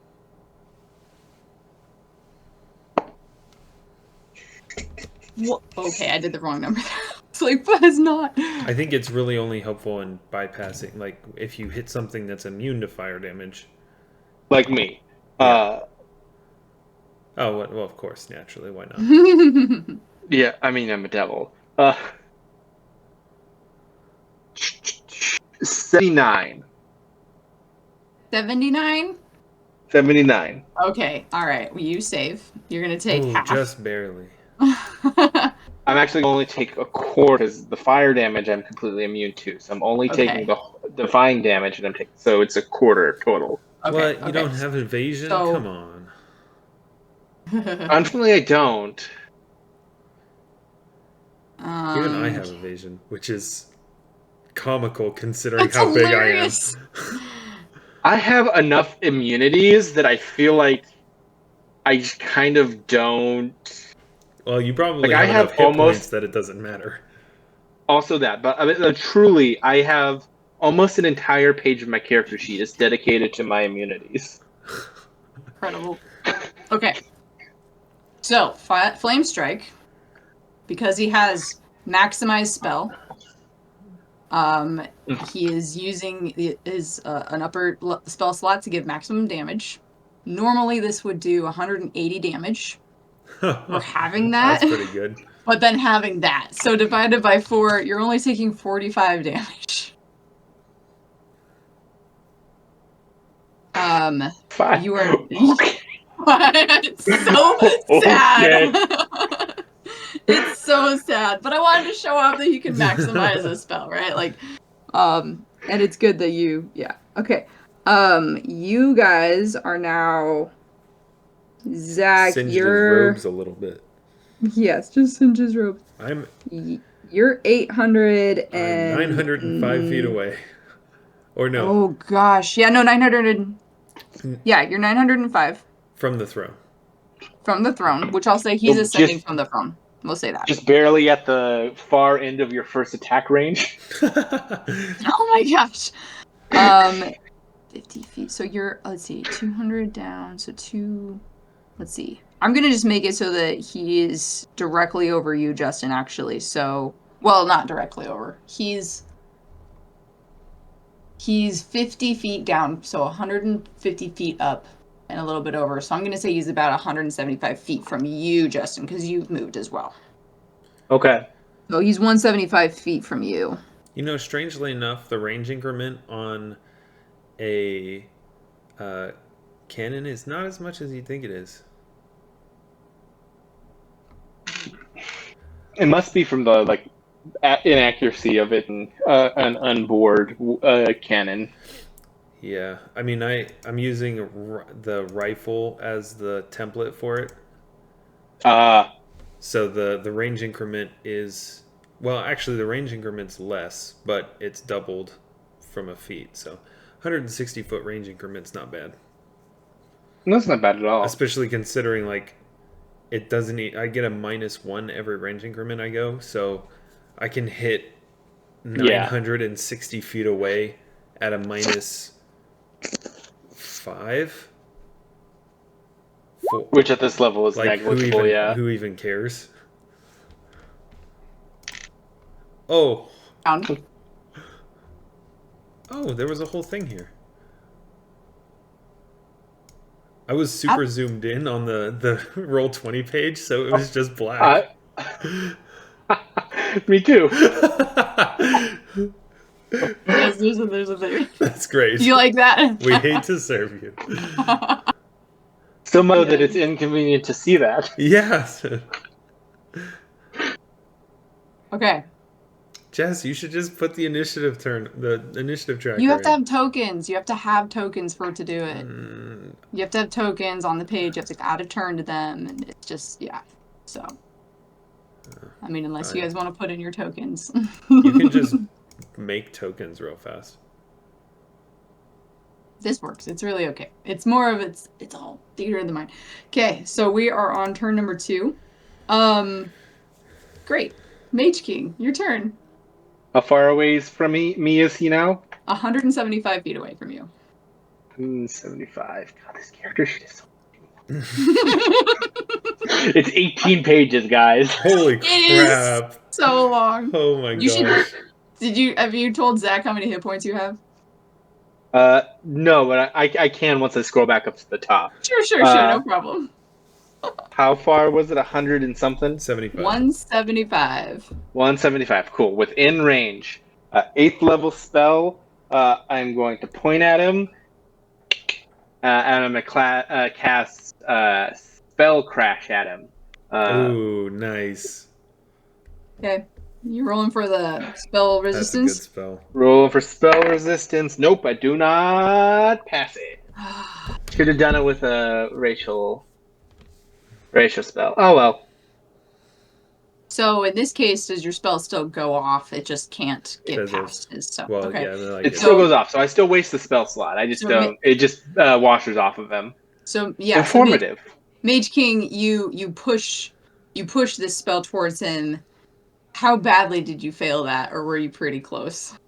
No, it does nothing. I was literally okay. There was very little chance of me doing that. I'd have to roll a 20 for that particular set of spells. That's not. I'm not worried about that. Sure. In a snuffed out flame, your spell doesn't even make it halfway to him. And he kind of like tisks his finger at you. Naughty, naughty.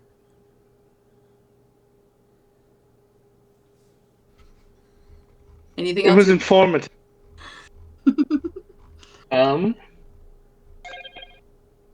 It's a standard action. Never mind.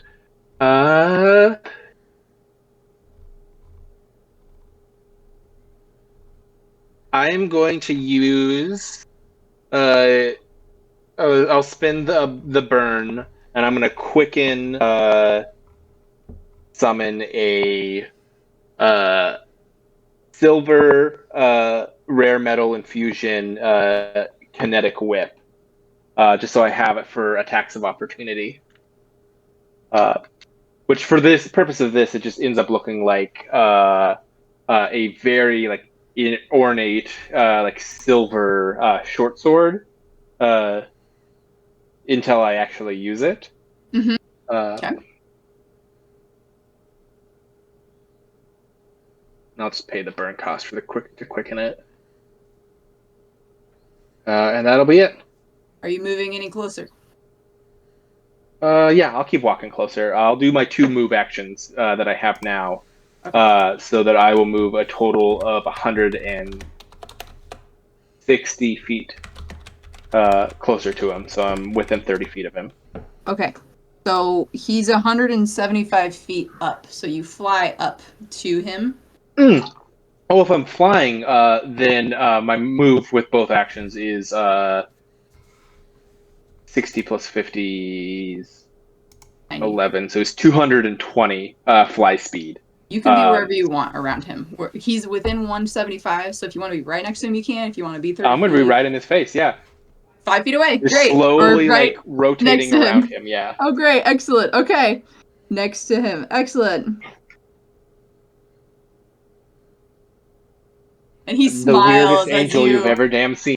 He smiles as though welcoming a very excited opportunity as you get closer. Let us begin. Okay, question. When you're within something that has, do you provoke attack of opportunity if you get within it? Not by coming in. Great. By Okay. leaving. Unless he by leaving. So unless he has like a bunch of very specific feats, it's just about leaving. Excellent. Okay. All right. We're gonna go to Tonk's turn. Tonk, you see he is 905 feet away from you, right next to the Mage King. That's fine. Yeah, Well- you can hit me. I don't care. I have precise shot, so I get no penalty for firing into melee anyway. Right. Okay, well, I'm gonna go ahead and use my move action to study him again. Okay. And then I am going. Tonk does one thing really well, and that's He's so good shoot at it. things with a really big gun. So, Yes. let me. Wow, that was a bad roll, but it literally doesn't matter. Let's see, that's going to be 51 plus a 55 To study him? to hit. Oh, sorry. Studying is no roll. Right. I just spend some time. 55 to hit 55 his to hit. 38 touch. You hit him. Okay. Then I am. So funny. Oh, dang it! I meant to. Okay, well, the roll is kind of just a roll for crit anyway. That's fine. So again, I am vital striking. Yes. I am I knew also as part of my full attack. Oh, you know what?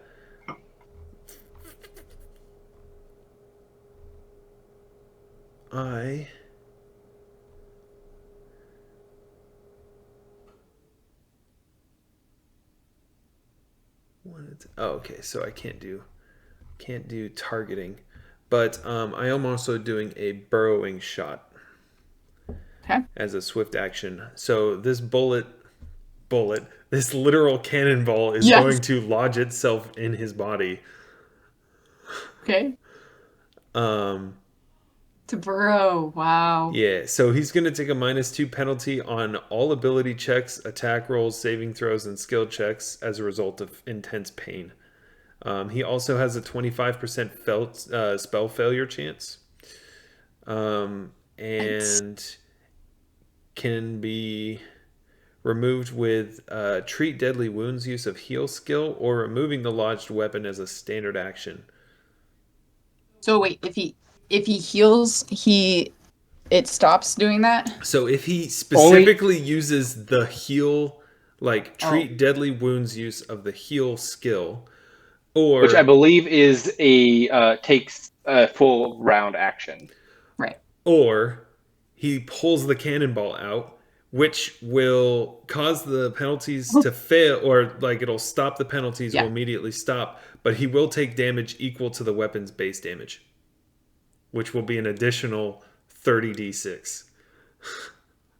Oh my god. And it would both would provoke attacks of opportunity. Right. So just so you know, he now has a cannonball lodged in him somewhere.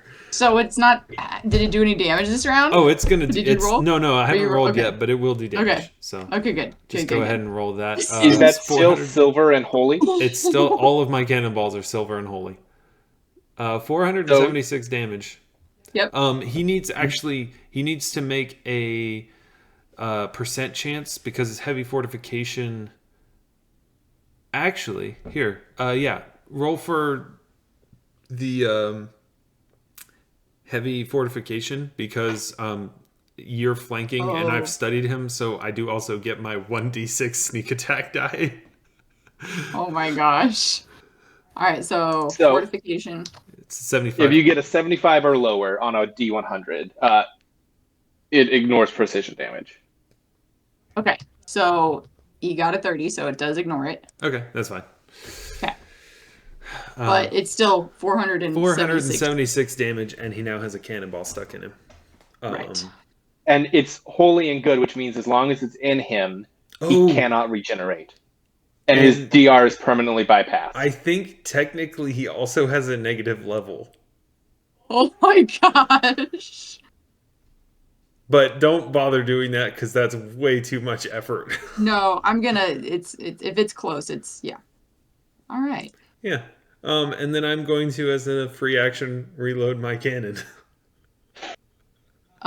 Tonk, your bullet flies through this darkness, gleaning off reflections of the red flames as it just lodges and breaks through his armor, his black armor, and almost like brings the armor with it, right? Is like is a he it's a gut punch, you know, and he releases that breath of air of like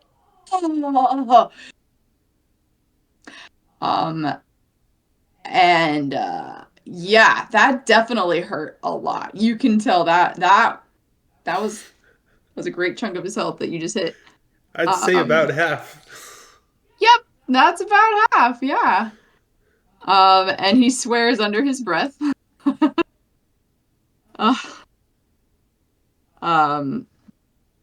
However you say the place of Arizona backwards. And not Nazria. Nazria aliens. Anything else on your turn? Built different. No, I used my move action, so that's everything. I will happily stay 905 feet away. That is more than fine with me. All right. Okay. That takes us to the prince's turn then.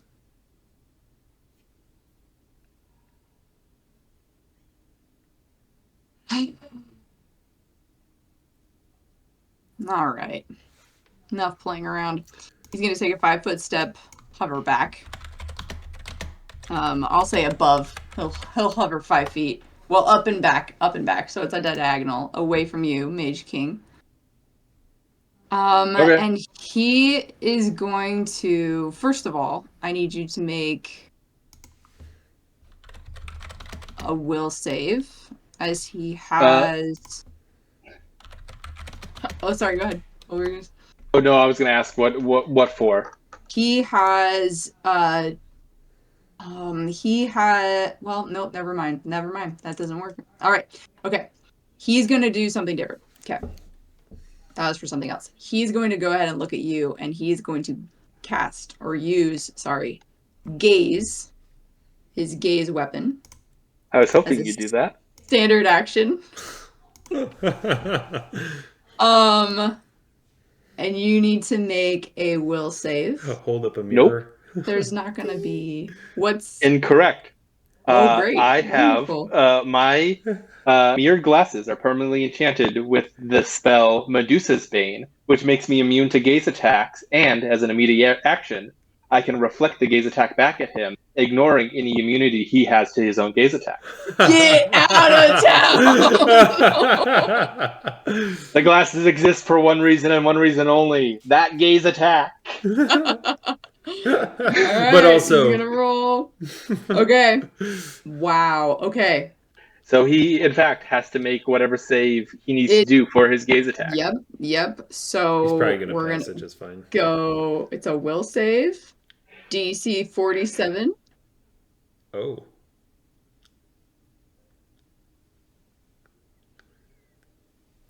Not that you were even capable of failing that will save. True. Yeah, Justin would not have failed it. Ooh. He could have failed this one. But he got a 57, so he does succeed. As this gaze just imagine he sees himself as this is mirrored back, and that realization of like, oh frick, I know what you're doing here, as he pushes against this and dismisses his own gaze. That would have done -12 to an ability score. Wow. Um, I don't know. Would that have even hurt you? Yeah, I can still be cursed, so I would still take. I would still have reductions based on bestow curse. I'm immune to a lot of things, but I am not impenetrable. Despite what my 3,936 hit points would say. Oh my gosh. Holy crap. You know, that's only 3 criticals and I can kill you. Fair. Only 3. But then I just go back to my phylactery. Fair. Unreal. Okay. He's gonna use... Only 3 average 1,000 damage criticals to kill you. That is an absurd amount of hit points.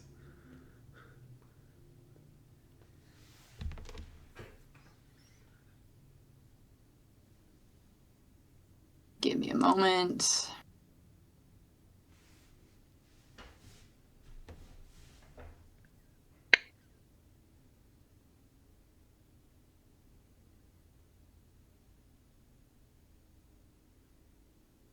Okay.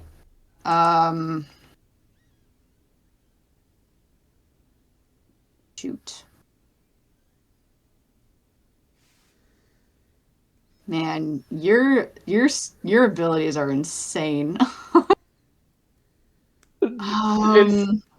It's not fair. I'm sorry. No, it's awesome. Yeah, it's awesome. I'm trying to see what he would do here. We're on round 3? No, 2. We're at the end of round 2. Round 2. 2. Well. All right. We're going through the rounds faster than I thought we were going to. Yeah. All right. I thought he'd be dead by now. As a prepared quicken spell, he is going to cast Fog Cloud. Okay, that provokes an attack of opportunity, and Kinetic Whip has a reach of 15 feet. Amazing. Okay, all right, go ahead. Go for it. Oh, all right. Unreal. I'm going to two-handed power attack this. Okay. Which is still a feat I feel like is that you can two-handed power attack a kinetic blade of any kind, but you can. Let's see.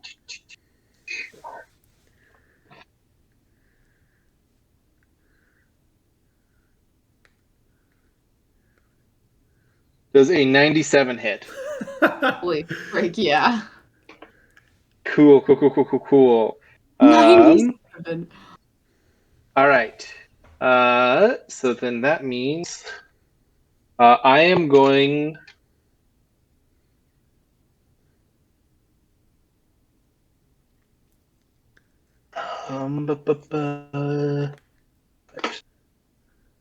I'm going to use my once round because we're already at the end of the round, anyways. Use of Chain Breaker, which means once around I can add 78 points of damage to immediately attacking someone I believe or know to own slaves. And then, of course, the 66 from power attack. Oh my gosh. Huh. Cool. So he is going to take 229 points of damage and 1 point of intelligence damage. Oh, because every attack or anything that I do that deals damage also deals 1 point of intelligence damage. Oh, don't make her calculate that. Yeah. Just write it down. If it reaches 0, he's dead.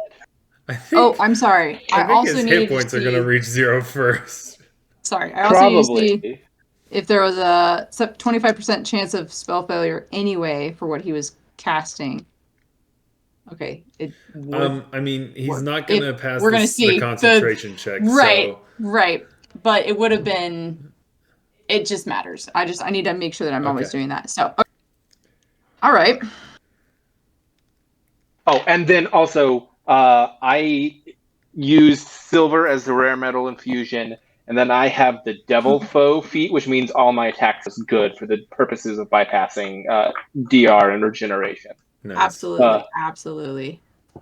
So you watch as he tries to cast this cloud of fog, as you just with two hands. Is it two hands, right? Just Two hands, so I can deal 66 points of damage from power attack instead of 44. yes, and I imagine like you get his chest up to his face, just ripping through his skin, blood flying everywhere. As he just takes this already with a cannonball in him, more damage, and turns his face. His tail twitches and he spits. His face. He spits his face off. His spits off. Anything else on your turn? Well, his turn. It's not my turn. That's his turn. Right. That was just an attack of opportunity. Great. I don't think I'm getting to my next turn. Incredible. Okay. Okay.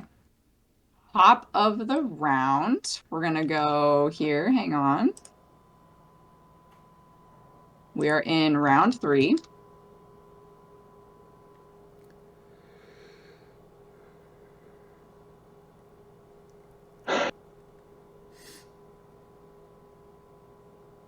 You guys watch as well. Mage King, you can see this a lot better. The gate above you that's only about 50 feet above you.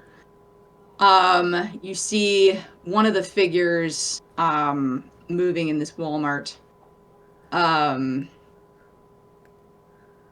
Sets up a camp chair and summoning a bag of popcorn.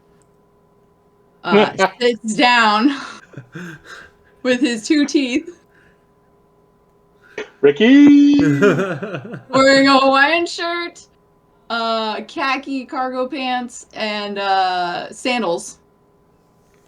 Hair dripping wet, as though having just come from somewhere. And he throws Like you walked out of the shower fully clothed. He throws you a peace sign and eats some popcorn. It is your turn.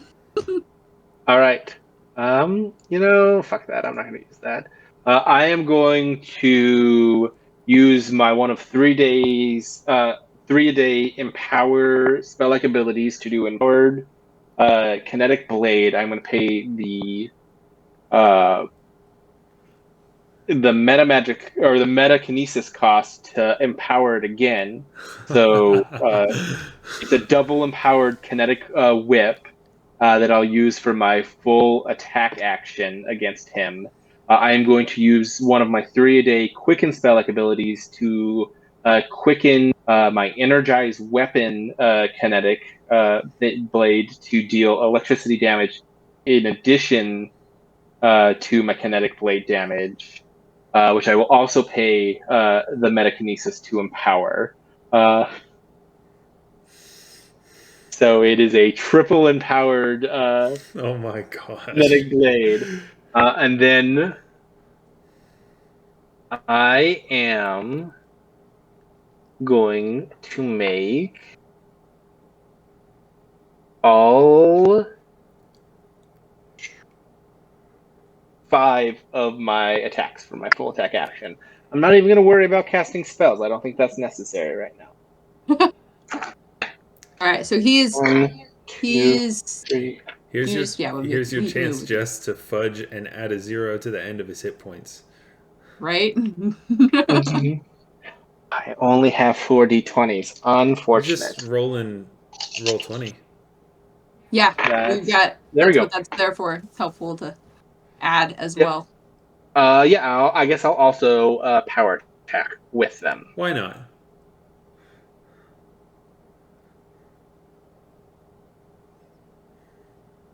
Why not?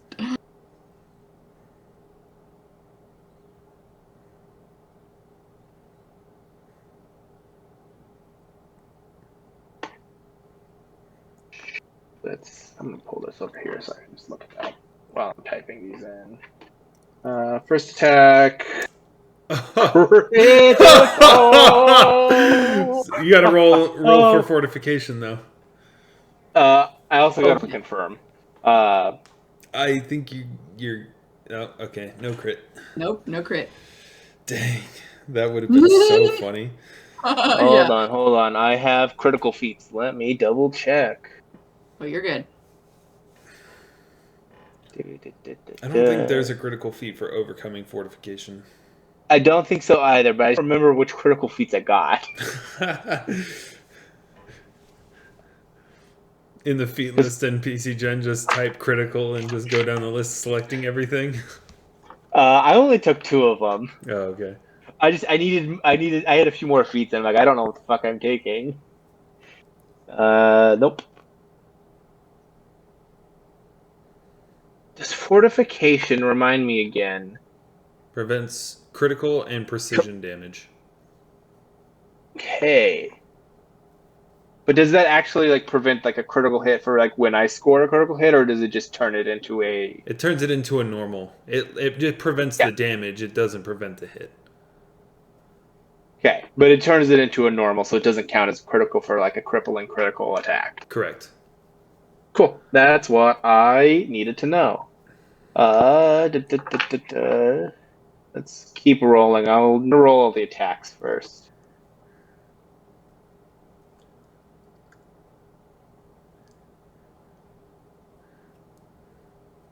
Hopefully that hits. Dirty 100. Yes. Mm-hmm. Yes. His AC is 74. So, you know. Oh, I almost Miss with a 1. almost forgot the hasted extra attack. Another miss. Also miss. Amazing. You are cursed. I think he's dead anyway. Yeah. So 1, 2, 3 hits. Roll damage separately. Yep. All right. So, okay, I got. Well, no, he's bypassing DR, so it. I know, but still, roll damage separately. Okay. This is gonna be a all lot. right. Mostly just like 1 attack at a time. That's all I need. If there's like multiple damage of each attack or whatever, that's fine. Yeah.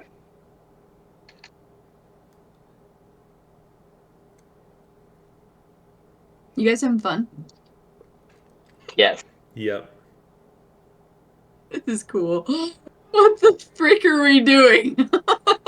I do wish we had some minions to fight too. We have the action economy.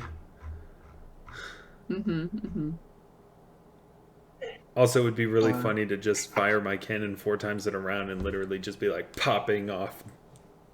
Yeah, I was expecting there might be minions, so I did go down the whirlwind feats just in case. Yeah, I took that many levels in Gunslinger specifically so I could get lightning reload. Oh yeah. All right. We're gonna do 78 for this first one.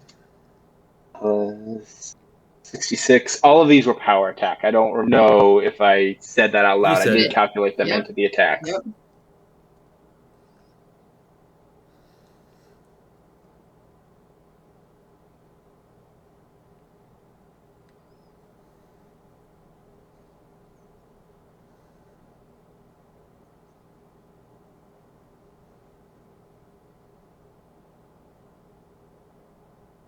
All right.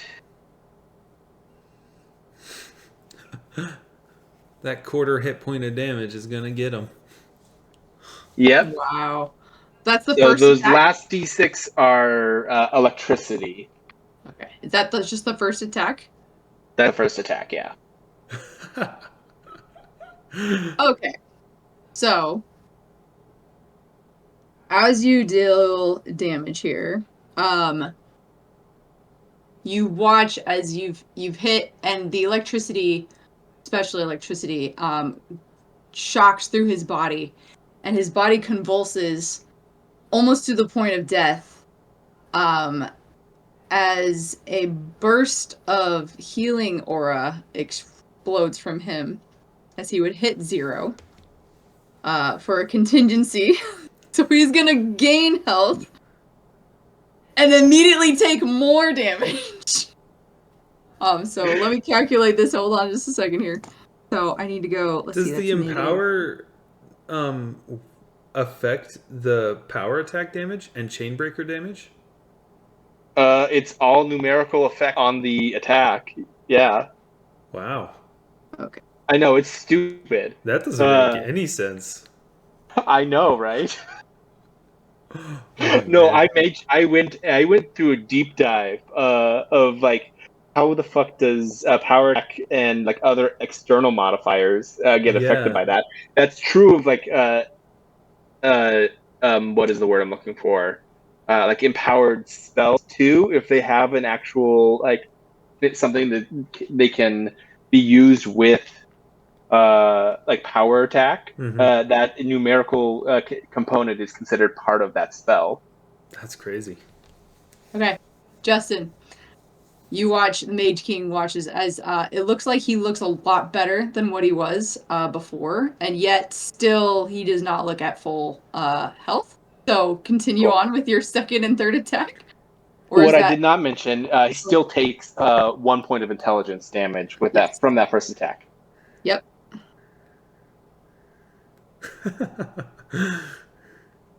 Again, he takes this. He convulses, taking this damage, but he doesn't die. All right. Good to know. How many contingencies does he have? Okay, Justin, with this third attack and his last 38 hit points, how would you like to do this? That last one, I'm going to like a rapier jam into his chest just above the cannonball, so that I get like I actually come up closer to him and like my head right up next to his ear, and I whisper to him in his death throes, "Where did you come from? Where'd you go? Where did you come from, Cotton Eye Joe?" And then I just push him off my blade. Oh my gosh.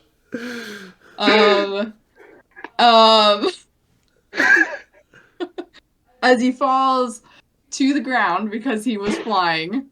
How high up was he again? It would have been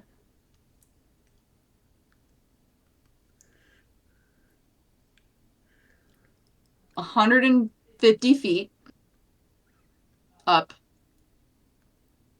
So he falls 150 feet. 15d6 damage to his corpse. I mean, in addition to the 499 that it took extra. What did we say? 15d6? Is that what we were saying? Because you said 150. That's 150 divided by 10. Yeah, 1d6 per 10 feet. And as he lands, still has the cannonball in his chest. Cannonball he doesn't have DR. So 550 damage to his body. He's negative 550. To the ground, a solid land, and you hear cheers from Walmart. Touchdown!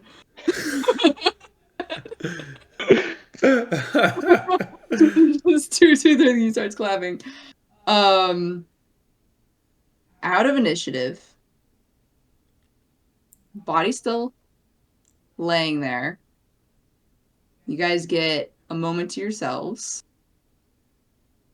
That was disappointing. Honestly.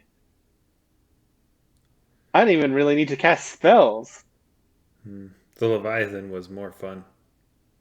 That sounds like it would be. Still. How do we get out of here? I mean, I'm guessing probably through that.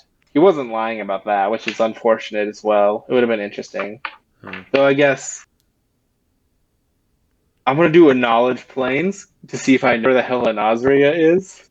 Oh my gosh. Go for it.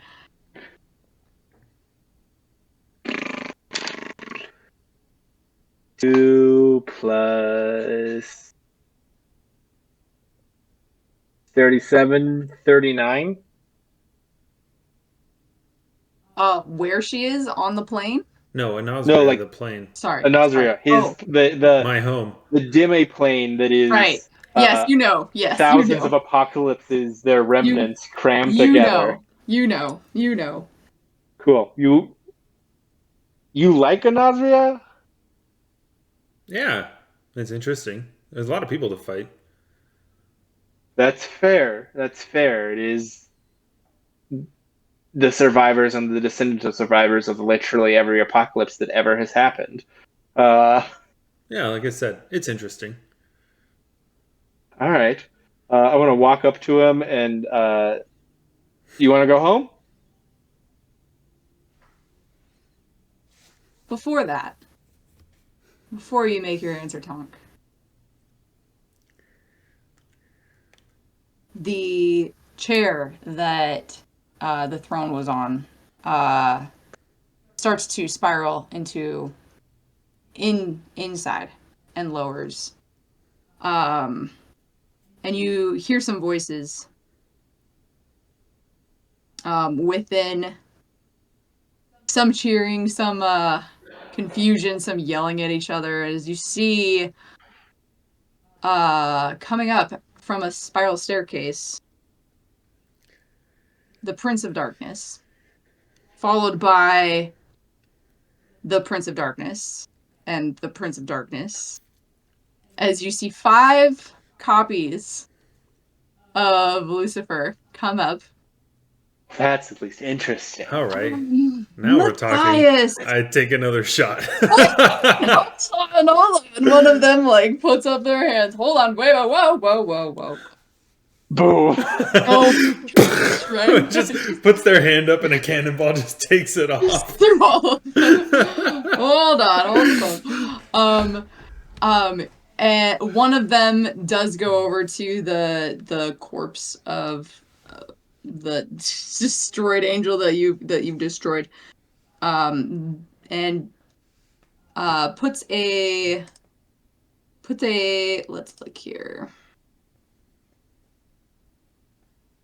giant ruby on its chest, as he takes a breath from another contingency, which would be for resurrection. He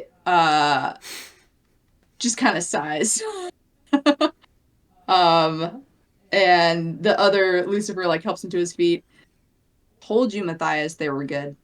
Yeah, Jedediah. Yeah, whatever. Just getting too old for this crap.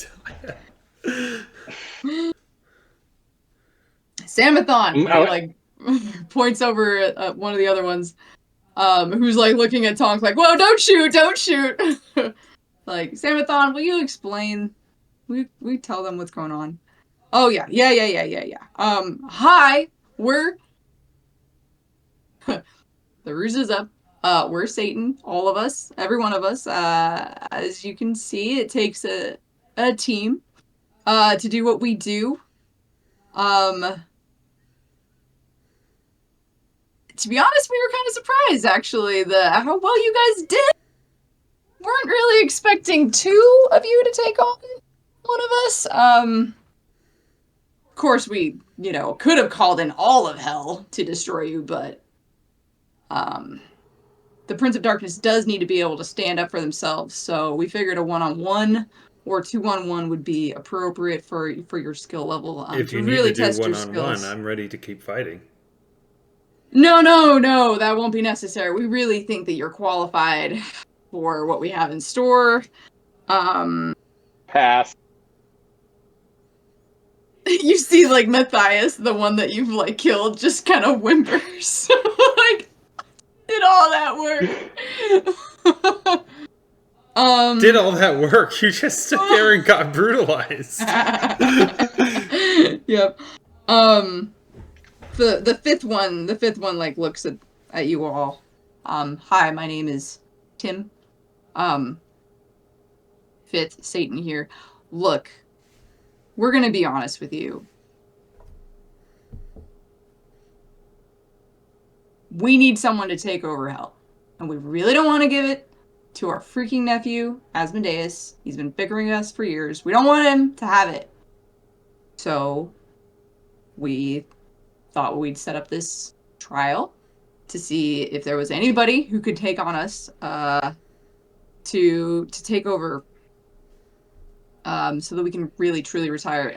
You ever hear of that whole thing where it's like Dread Pirate Roberts, you know, where it's just like there's just the image in mind of like this person carrying on forever? Well, that's like what we do. Is He sounds fun to fight. it's more of an idea of who Satan is versus an actual being that's been there since the beginning. So that's what we offer to you, is this opportunity, not forever, but for a time, to have this role, to have this mantle, and please let us retire. Wait. You're just looking for someone to replace you for ruling hell. Yeah. Mm-hmm. Yep. Mm-hmm. And yep. you use a trial of combat to determine who's the best leader? Well, we can't have you just be anybody. You know, if you were just to get rolled over by the next person that comes in here, that would be embarrassing to our name. Well, yeah, but you've got a lot of magical items and all that stuff can be dealt with. Why don't you just go find a bureaucrat? That's what I'm going to say. This Feels just like sounds you like need an corporate administrative- leadership, and that is not my deal, not my jam. Corporate PR, unappealing. Unappealing. I am not a capitalist at heart. I have a library of slave wizards I need to get back to. Jedediah, I told you we should have like made it open application, not unwilling application. Yeah, you're right. You're right. Then you hear a as some popcorn falls from the ceiling. That's what the universe needs. If I may. You see Two-Tooth Ricky with a stack of papers and an application that he happily hands over to Matthias. I'm going to pull out a notebook. I'm like, all right, which universe this in? Okay, this one is a no-fly zone from now on. Two-Tooth Ricky is now also the CEO of hell. At this one particular universe, yeah. In this one particular universe, yes. Where do I sign? Great. So, 5 of them are going to take Two-Tooth Ricky downstairs as Matthias stays behind to say goodbye to you. Well, that was thoroughly embarrassing. Yep, there's no excuse for it. That was pretty sucky. Matthias, I have a question. Your spells, like the abilities that you have mentioned, they say that you draw a lot of your spells as a sorcerer. Is that actually accurate, or would you by chance be a wizard? In disguise.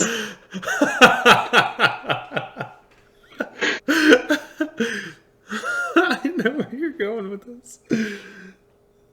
My particular skill set is different than the others that you saw. For me personally, it is a sorcerer. Okay. But the others are wizards, is what you're saying. The others are like you. You're both different. You both have different skills. But there is one that is a wizard. Yes. Which one? Tim. No. Oh, poor I'll be Tim. right back. Why? Oh, poor Tim. Oh, no. No, Tim! Run! Run, Tim! I am going to cast Time Stop again, and I'm going to go find Tim. Matthias is gonna, not even try to stop you. He's like, whatever, I'm retiring. If you can kill Tim, please do. Wow, no loyalty to a coworker. Hey, at this point, You have favorites. We'll just say that. Okay, you cast Time Stop. What would you like to do?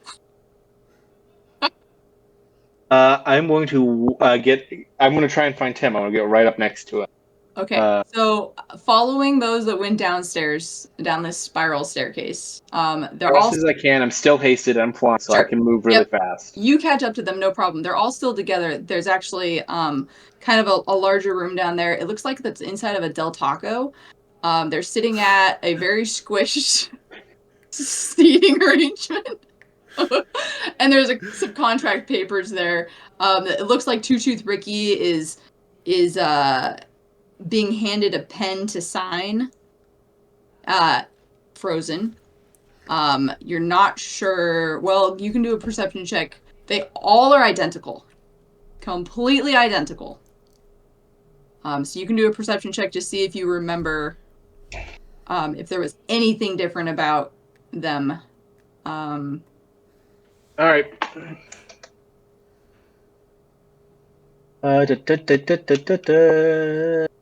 Perception, wrong page.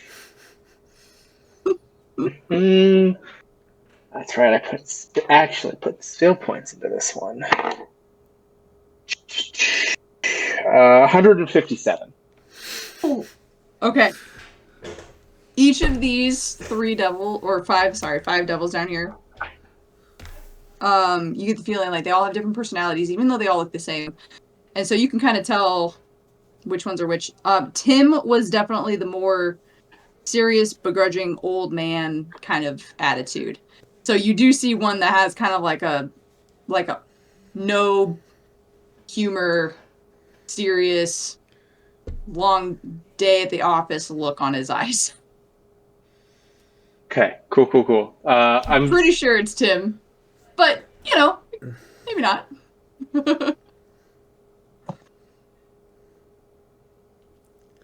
So that's round one. That you are down there. That's round one. How many rounds are you in this time? Stop this time. Ooh, that's a good question. Didn't actually roll. I am in this time stop. Ooh, that's so much more time that I want. For 7 rounds. Okay, that was round one. There's a good chance I'm just going to end this early because I need to be able to interact with him, and that's not going to happen. I want to double check something real quick about outsiders.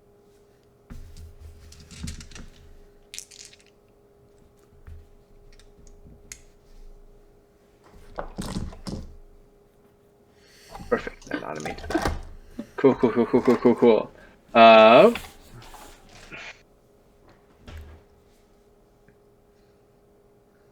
I am going to end this early with my face right in his face, and I'm going to immediately cast Dominate Monster using my racial spell on him.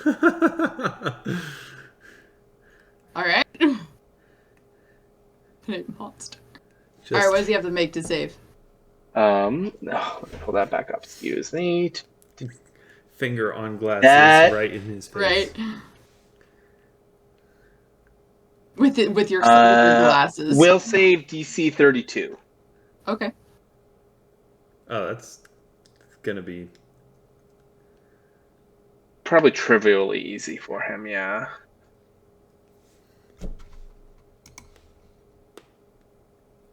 He can't fail. He cannot fail. That is unfortunate. That's Plus okay. 38. I'm also using my hasted extra attack action, to inject him with the pharmaceutical Zortifen, which I have. He needs to make, also again, probably cannot fail. 432. Oh yeah, no, he can't fail. He can't fail this either. But I am going to inject him with a drug that is intended purpose is to make something unconscious for an hour. So you do that. That's it. That's all. That's my turn.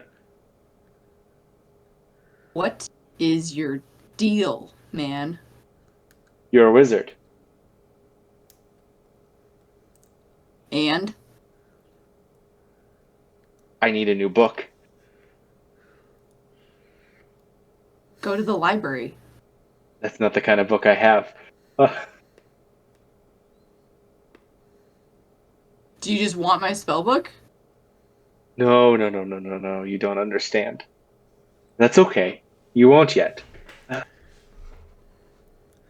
No, please enlighten me. I will. I need to make a will save. Okay. Against detect thoughts. Is that detect thoughts? Is that a mind affecting effect? Let's take a look. I don't know. Mind if affecting actually, it is. It is. Yeah. I'm immune to those because I'm undead. Great. All right. Okay. Yeah.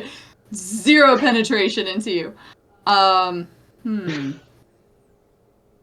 At this point too, everybody's looking at you. In this Del Taco. You guys keep talking. This is between me and the wizard.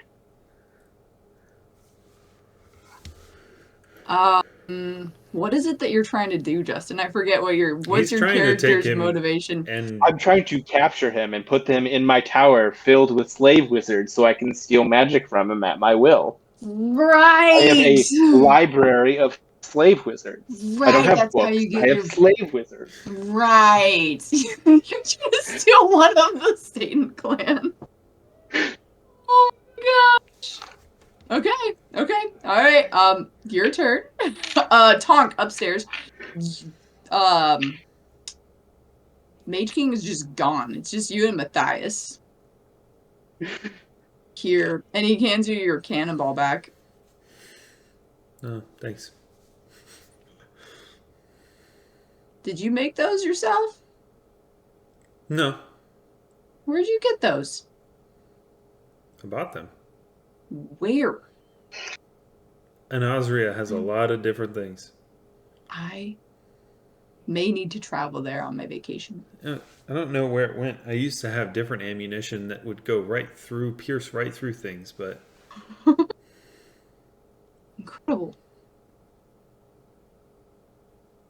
You should talk to Jed. He really likes explosives, we'll say. So I'm sure he'd like to talk with you about does he want to fight?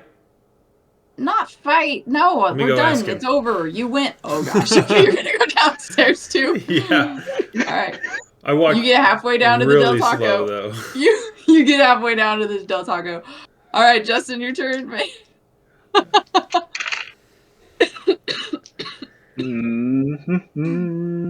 Unfortunately, despite my cannon being mithril, it still is a medium encumbrance. So I can only walk 15 feet. Sorry, a light encumbrance. No, up to... It's light encumbrance up to the light encumbrance number, and then past that it's medium. So I'm a medium. Medium encumbrance. My medium encumbrance is 19,000 pounds.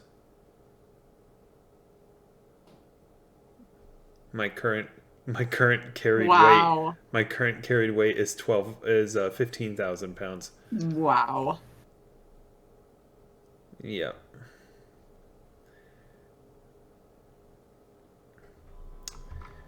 If only there was something even lighter than mithril. Okay, Justin. I guess we're gonna just have to do this the hard way. No freaking way. I am going to make my full round attack actions, not with kinetic blades. I'm going to use my intelligence drain special attack. So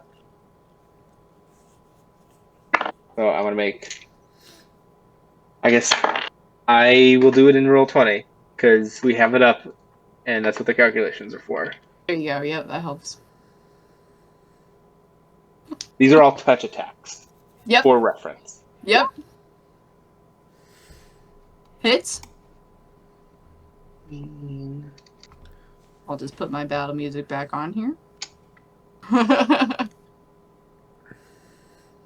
Hits. This little. Oh no, that misses. Sorry, it's on that one. So that one hits.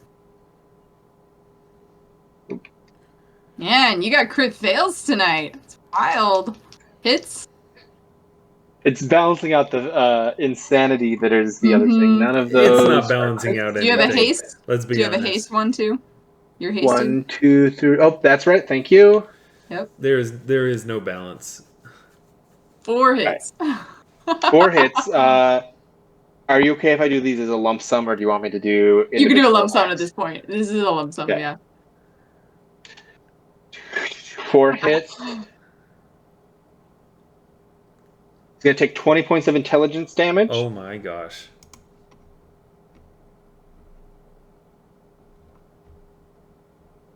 Okay. Which I think takes him down to 8, right? Oh my gosh. Yeah, it does.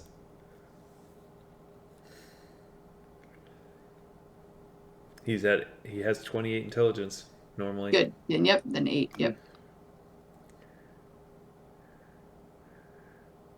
Okay, I will just drain him to nothing, and then I'll steal him his brain dead corpse, and I'll just use my wishes to bring it back after I put him in some chains.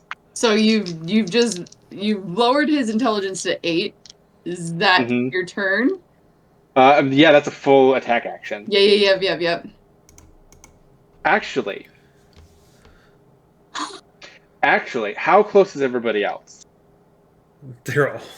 So you're all within a booth. I'd say he's on the edge of the booth, like, you know, But like they would theoretically, if I got in, like if I had landed right in like this middle of the table, I could get all of them all at once, right? If you stand on the table, yes. I could touch all of them all at once. So instead, what I'm going to do is this touch attack technically qualifies for whirlwind attack. Oh no! And then I'm going to use combat stamina to continue whirlwind attacks for my entire set of attack bonuses. So in fact, all of them take 20 points of intelligence damage.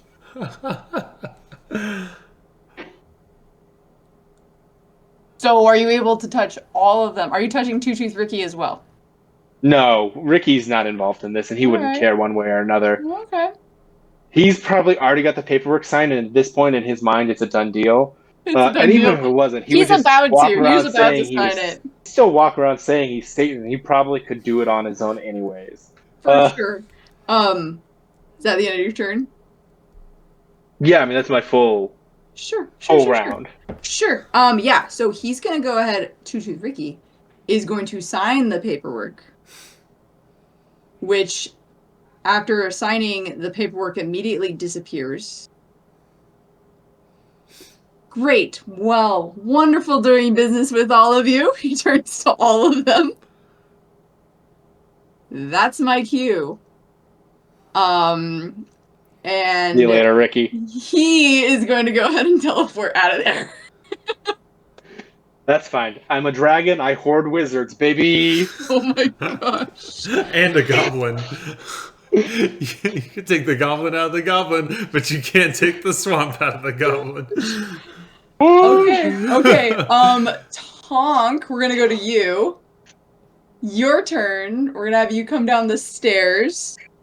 And it changes from this like beautiful marble black stone to just falling apart business that's never been updated, you know. Seriously. Truly, they have terrible taste. You can tell that this place, if it served food, would never pass any health code ever. Their taste Hell is the Del Taco's bathroom. Yeah. It's so bad. It's so bad that it's the only way it has to be intentional. Yes, and you see squished into this booth these, let's see, 5 mages. Standing on top of the table is the Mage King. Like almost like Pharaoh crouched over them. Two Tooth Ricky is nowhere to be seen. What would you like to do?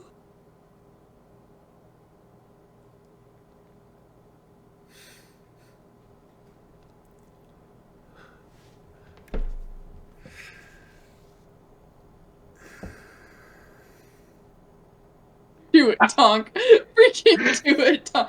They're like 30 feet from you. Like, Can I tell that, like, they're fighting now? you can do a sense motive. You can do a sense motive. I feel like the brain training touch has to leave a mark. Like at least like a handprint as I bitch slapped all of them in a You whirlwind. literally pimp slapped them. Yes, you did. 57. Okay. Tonk, the expression and mood of this room, it's the feeling as though like you're reading That's all of their better. reactions. They're reading all of their reactions at once.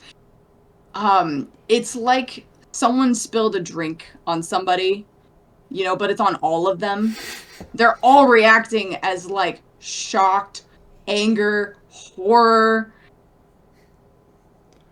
disgust as you see this crap-eating smile on the Mage King in I'm full combat actively drooling stance. acid. Full combat, crazed look in his glasses, I would say. As far as he is reaping the benefits of something right now, and you don't know what happened, but you know that crap's going down right now. Are we fighting again? Yes, I want that one. You can have the rest.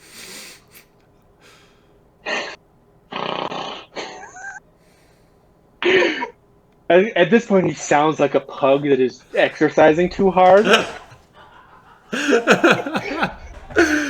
He's exercising too hard.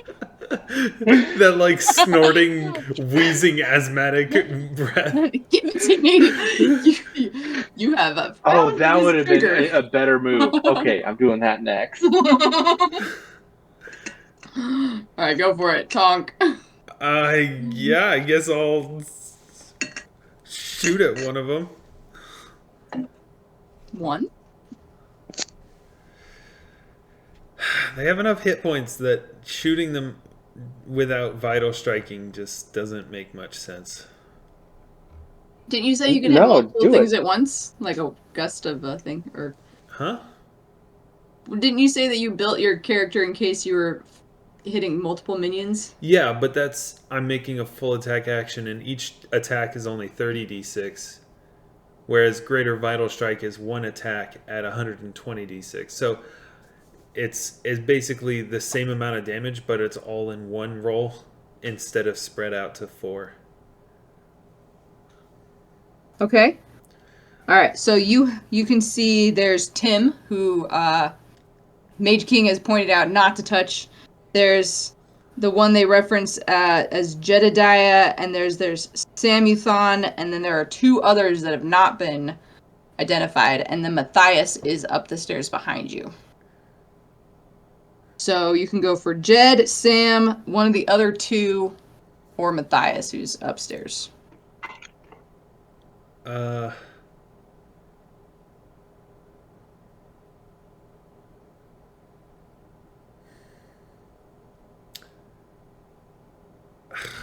I apologize. All of them for each of those attacks can make a DC 39 will save to half the intelligence damage that I dealt. I forgot to read that out loud. Or I forgot to read that. 2 of them got nat 20s. All of them pass.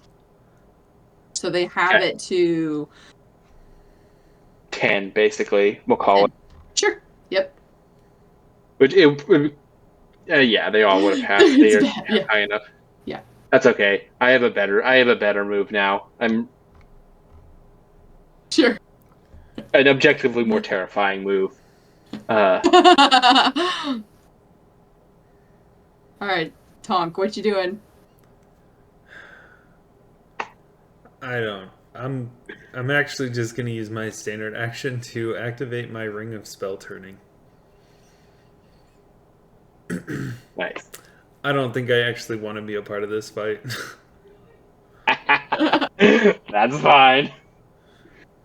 All right, it goes to the 6 as then.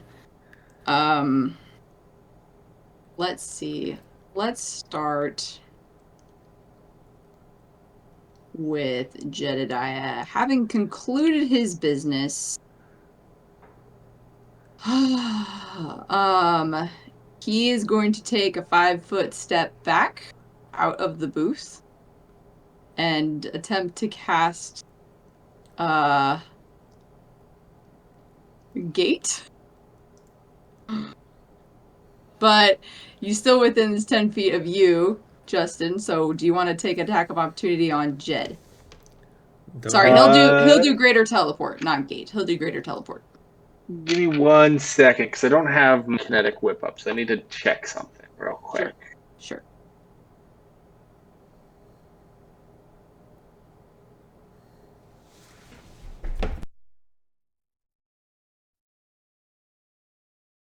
Okay, yeah, I can still get him. I'm going to reduce my AC by 2 and increase my reach by 5 feet until the end of my next turn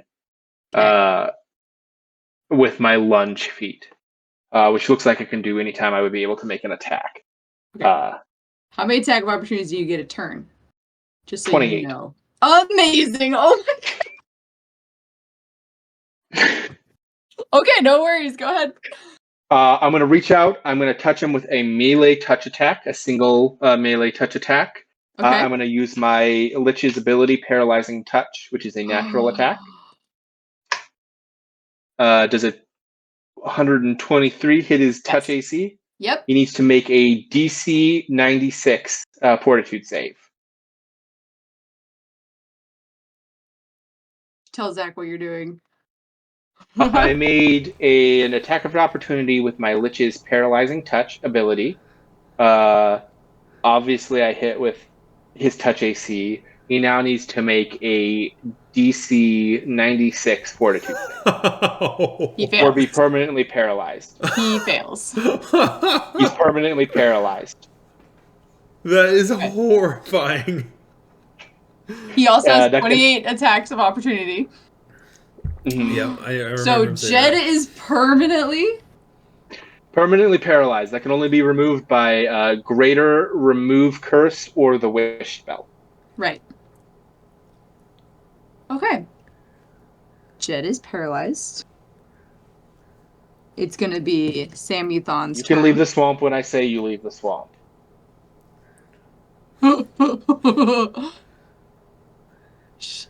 Also, for reference, the half dragon that I am, acid dragon, black dragon, swamp dragon. I themed it, baby.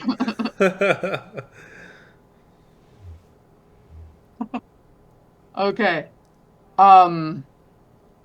Frick. Let's see here. Oh, also, because I succeeded on a natural weapon attack, or a natural weapon attack with my paralyzing touch, he takes 1 point of intelligence damage. Amazing. So he's now at minus 11. Well, for taking 11 intelligence hit damage. Okay. Samuthon is going to attempt to run away without provoking an attack of opportunity. Acrobatics. Good luck. Hold that thought.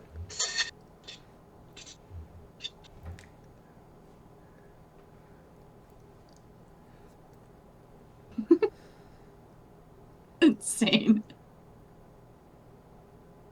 Have something for this, I know I do.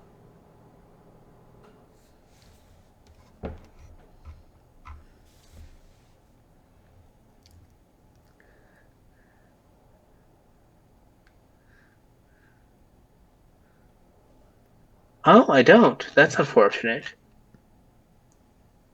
I do, however, Do I want to do that? Nah, that's not doesn't seem relevant. That seems like overkill. I do realize that I have a combat trick that means that I can make 2 attack of opportunities off the same provoking action. Uh, Whoa, what's which that? Oh, I nice. So yes, so so you can combat attack. stamina with combat reflexes. You can spend 5 stamina points to make a second attack for the same provoking action. Is it The on the same second attack of opportunity. person That's cool. or anyone? It would be on the same person, yeah. But I'm not going to do it because that seems like overkill because he's permanently He's paralyzed. permanently paralyzed. He is immobilized. Okay, so Samuthon is trying to run away, so he needs to make an acrobatics versus what, Zach? What would be the DC? Do you know? CMD. Okay, Or sorry, yeah, it's against Justin's Justin's CMD, CMD. so that's why I said good luck. Okay, CMB or CMD? CMD. D, thank you. So no. the DC is 153. Okay, he fails. He's trying to run away. He All does right. not do so without provoking an attack opportunity. It misses, so I'm going to spend 5 stamina points to do a Amazing! second one. Oh my gosh! It's a good thing we learned that. It's oh no! He He needs to had make a chance. a DC 96 Fortitude save. Nope, he fails. He's permanently paralyzed. Literally, like getting up, trying to run, you poke them, and they just like fall to the ground in mid run. It Yep. also specifically says in the thing for this ability that the anyone paralyzed by a lich seems dead, though a DC 20 perception check or a DC 15 heal check reveals that the victim is still alive. So they look like a corpse while they're paralyzed. Wow. And now that I have this, I imagine that all of my wizards in my library are literally just paralyzed on a shelf somewhere. Terrifying. Oh my gosh. Yeah, individual little alcoves, I imagine. It's just in a dimming plane where time doesn't exist, so they don't die from not eating. Wow. Let me see if this has a certain component. Oh, wonderful. Okay. All right. Okay. Okay. Okay. We're gonna go to Steven's turn with a PH. Steven. Steven's turn. Who would ever do that to a child? um.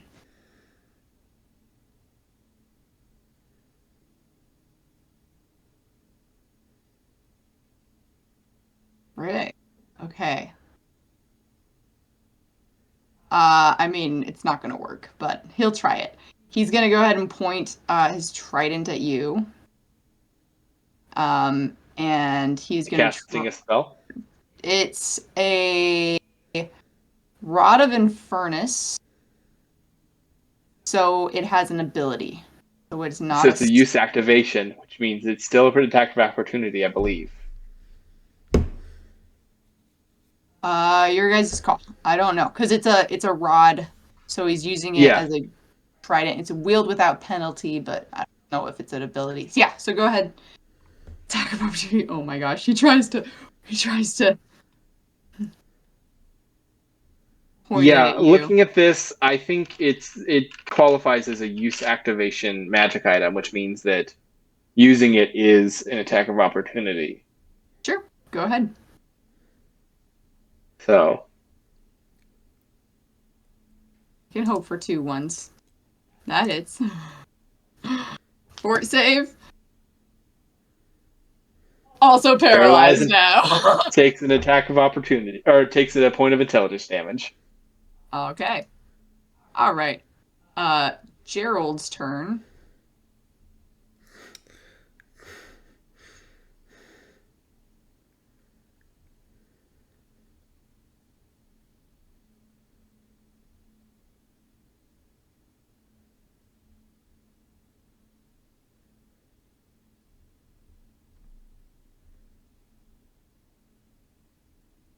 What a stupid character.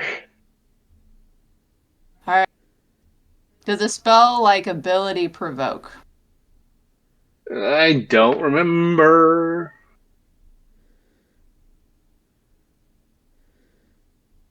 Let's look. Let's look this up.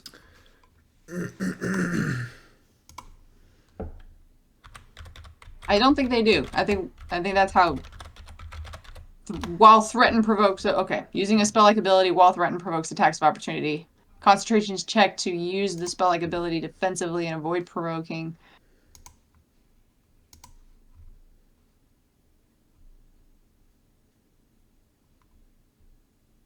Dang. There's like no way. Yeah, so it's supernatural abilities that don't provoke attacks of opportunity. Okay. So what is it that don't? Supernatural abilities. Supernatural abilities, so SU instead of SP.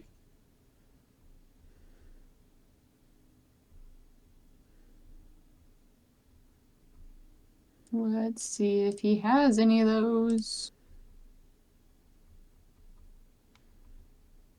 I don't think he does.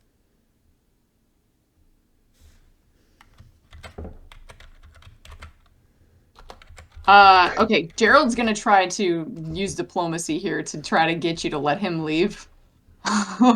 He's just gonna be like, hey, this isn't my fight. I'm just trying to retire on a beach somewhere. Please let me leave. I'm not a wizard. This is Tim's fight.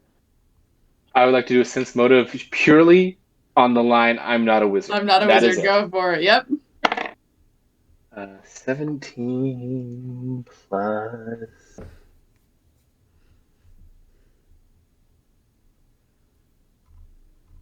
105. Great. He is desperately trying to tell the truth to you. He is crapping his pants right now. He's telling the truth. He's not a wizard. Oh, hold on. Activate a magic item other than a potion or oil does not provoke an attack of opportunity. Oh, I apologize. So what's his face is fine. Oh, okay. Sammy-thon, we'll go back to him. Anyway, Gerald's trying to leave. Okay, He's gonna greater teleport. He's gone. Gerald's gone. He's out. Oh, that's right. That's why my attacks are so bogus. I paid the truly insane amount of money to have permanent true strike. Oh, there you go. That's where it is. Plus 20. Okay. Okay, he's trying to use this rod. You need to do a will save. Okay. He is trying to cast or use the ability Trap the Soul. I don't think you can fail. It's a DC 40. I want to say it's like 70. It's my best save. It's a plus 76. Oh my gosh. So that's 93. Yep. So he's not paralyzed, but he'll take Sam would take a 5-foot step back. As he tried to trap your soul, just so you're aware of that. I'll Not remember paralyzed. that, So we've got Jed who's paralyzed, Sam who's 5 feet back. Steven is I believe paralyzed. Yep. And then Gerald left. Now it's Tim's turn. Oh my gosh. I don't think they can escape you is the thing. Like, I do not think they can freaking escape you. Yeah, because It is unlikely. Yeah. I know who they are and what they look like. I have Greater Scrying. I have Plane Shift. I can follow them.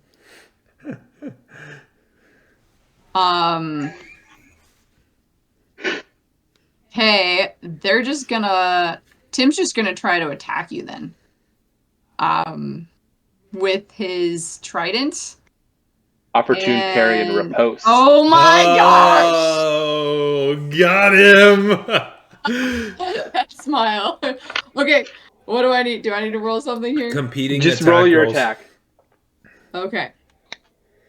Roll all of them? Well, he was only parrying the first Sorry. one. One. Okay. Mm-hmm. Okay. A D20 plus.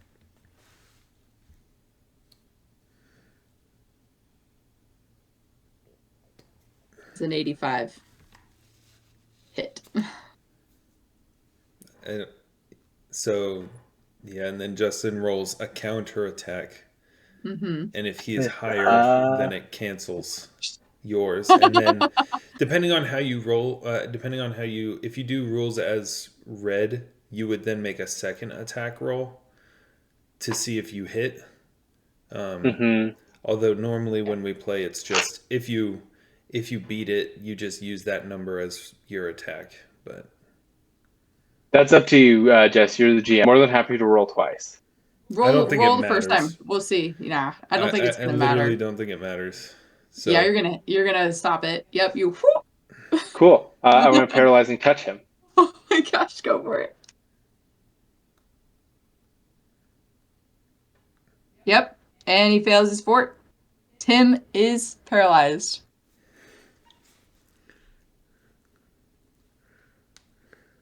Coming down the stairs last is Matthias, who's just gonna walk back up the stairs. yeah, I'll keep in mind. I don't know how big the stairs are, but there's currently a 15 by 15 foot Trox in the way. For sure. Yep. He like I said, it's a spiral staircase. It's big enough for you guys. I mean, Satan is 13 feet tall, so it's a big staircase. As he's able to see what's going on, like there's a commotion, and he's like, no. So he just starts He's a going back stormtrooper upstairs. from The Force Awakens. He's seeing Kylo Ren going a little bit nuts. He's like, not for me, not today. I don't get paid enough. Exactly. It's like this is not my Yes. problem. Yep, exactly. All right. Okay. So, it is now the Mage King's turn. Well, that was informative. Who is left that is not paralyzed? Sam. You have Jed, Tim, and Steven who are paralyzed, and then Sam is 5 feet away from you. 10. I'm going to look at Sam. I'm going to use my free action to intimidate and demoralize him, which is something I can do with one of my feats. Does he have to make a roll, or it just happens if it's a DC? It's a will save. It's a will save against my intimidate check. Okay. Which is going to be... That's right, I also put full ranks into this. That is good to be 167. Yep. 50 is what he got. Leave me alone and you will live. Okay. I'm then going to walk over. I'm going to gently caress the side of Tim's head. It's like, don't worry, you'll be safe. And then I'm going to cast Plane Shift on us. I'm going to take him back to the library. Okay. I think technically, because he is paralyzed, he's still conscious, so he still counts as an unwilling creature. So I believe he still does get to make... For plane shift? So it doesn't really matter, but the DC for demoralizing is actually 10, plus the target's hit dice, plus the target's wisdom modifier. Okay. Incredible. Which doesn't make much sense. Oh, they have to be willing. It has to be willing, damn it. So you just can't use plane shift with him. That's okay. I'm going to use a standard action and one of my 8 ninth level spell slots. And I'm just going to cast Wish to do Gate to my library. And I'm just going to push him through. So you push into this. What does it look like in your library? What does this gate open up as? A morgue. It opens up into what looks like, the library from Game of Thrones is like the big spiral, and you just bookcases everywhere, and it's just like a huge central column. Not dissimilar to the library that is in the first Stormlight Archives book, right?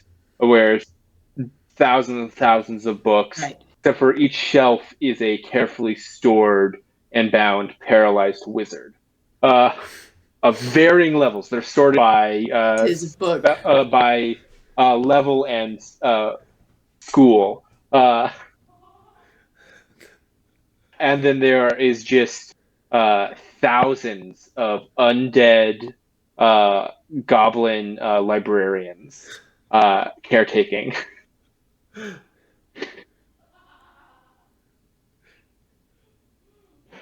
I'm part of the crew. As you push him through, Tonk, you see all of this going on. Anything you would like to do? I can still get you home if you'd like. I'm gonna look at Sam. Can you send me home? Yeah. Yep. No hard feelings.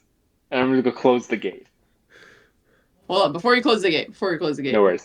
Okay. Tonk, anything else you're doing on your turn?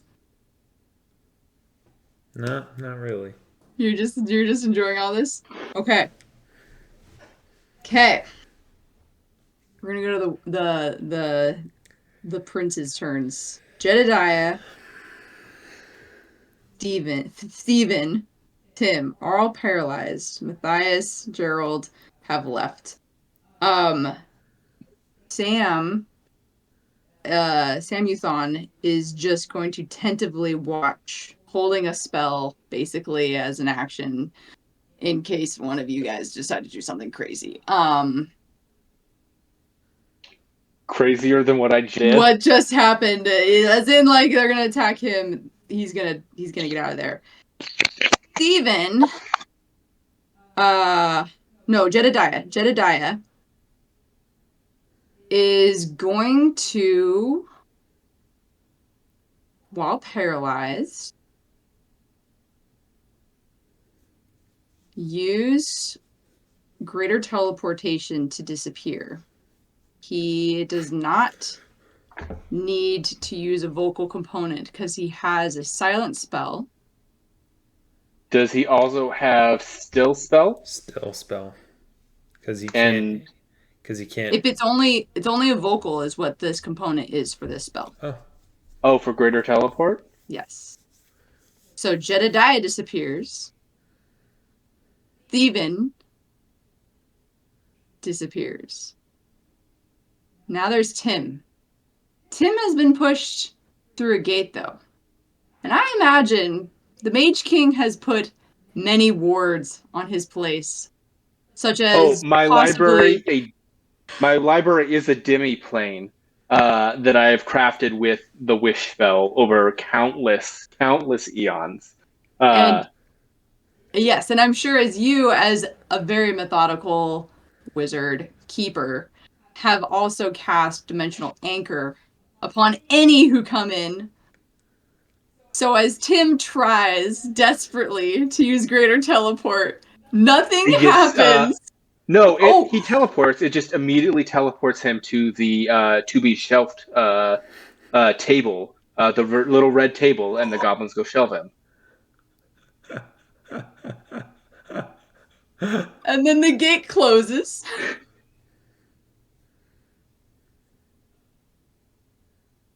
And then Sam is going to disappear. He's going to look at Tonk. I didn't sign up for this. And he's just going to disappear as well. Oh, right. Oh, sorry. He told you that he was going to have to get out. I apologize. I apologize. Everyone leaves and Tonk's just like... Sorry. Right, sorry. What the frick? Sorry. Sam's going to let out a gasp. Shaking, demoralized. Yeah, anywhere you want to go. Anywhere you gonna go. Anywhere you want to go.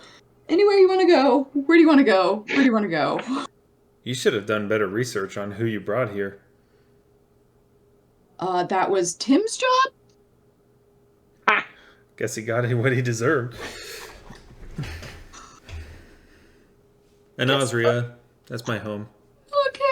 gonna go over to the Del Taco menu and he's gonna press with the kiosk some buttons, and it's gonna open the top soda vending machine is gonna open on a hinge to a gate where you see a very familiar gnome Apocalypse. Oh no. with many constructs around her as she's tinkering away. Is this okay? Sam says, "Is this okay? Is this home?" Yep, this works. Hi, Karna. Never come back. Let's step through. Sam's gonna close the door after you. And that concludes the level 39 battle.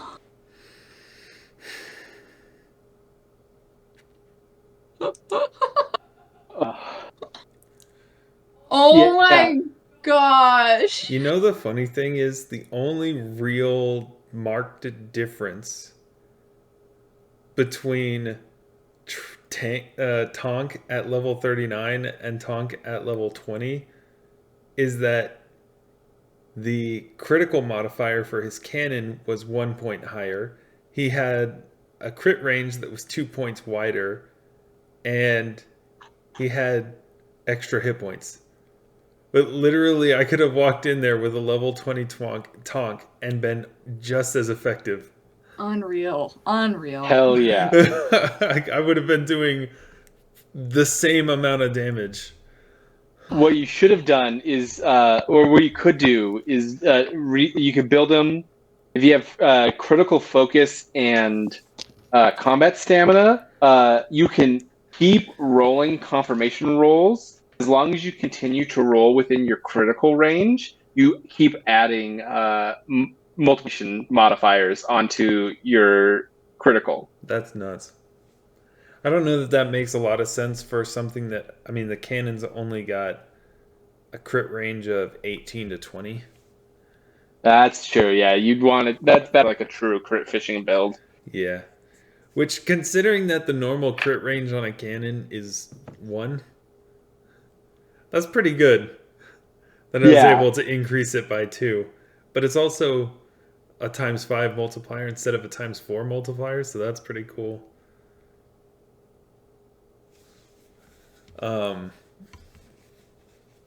Yeah, that was crazy. That was awesome. Without fail, your characters are just truly horrifying. Yeah, in a really I mean, in close spaces too. Like if you hadn't, like if I'd given them other extra magical items and things like that, right, and other abilities, they would have been like, oh yeah, we're gonna make it out of here. But it was like, no, like let's see like what they would do. And what's great is that Two Tooth Ricky now has the mantle, so it's like he doesn't care. The hell's well maintained. These guys are now like, well, it doesn't matter if they die. Two Tooth Ricky is the truest of chaotic, neutral, chaotic evil boundary you've ever seen.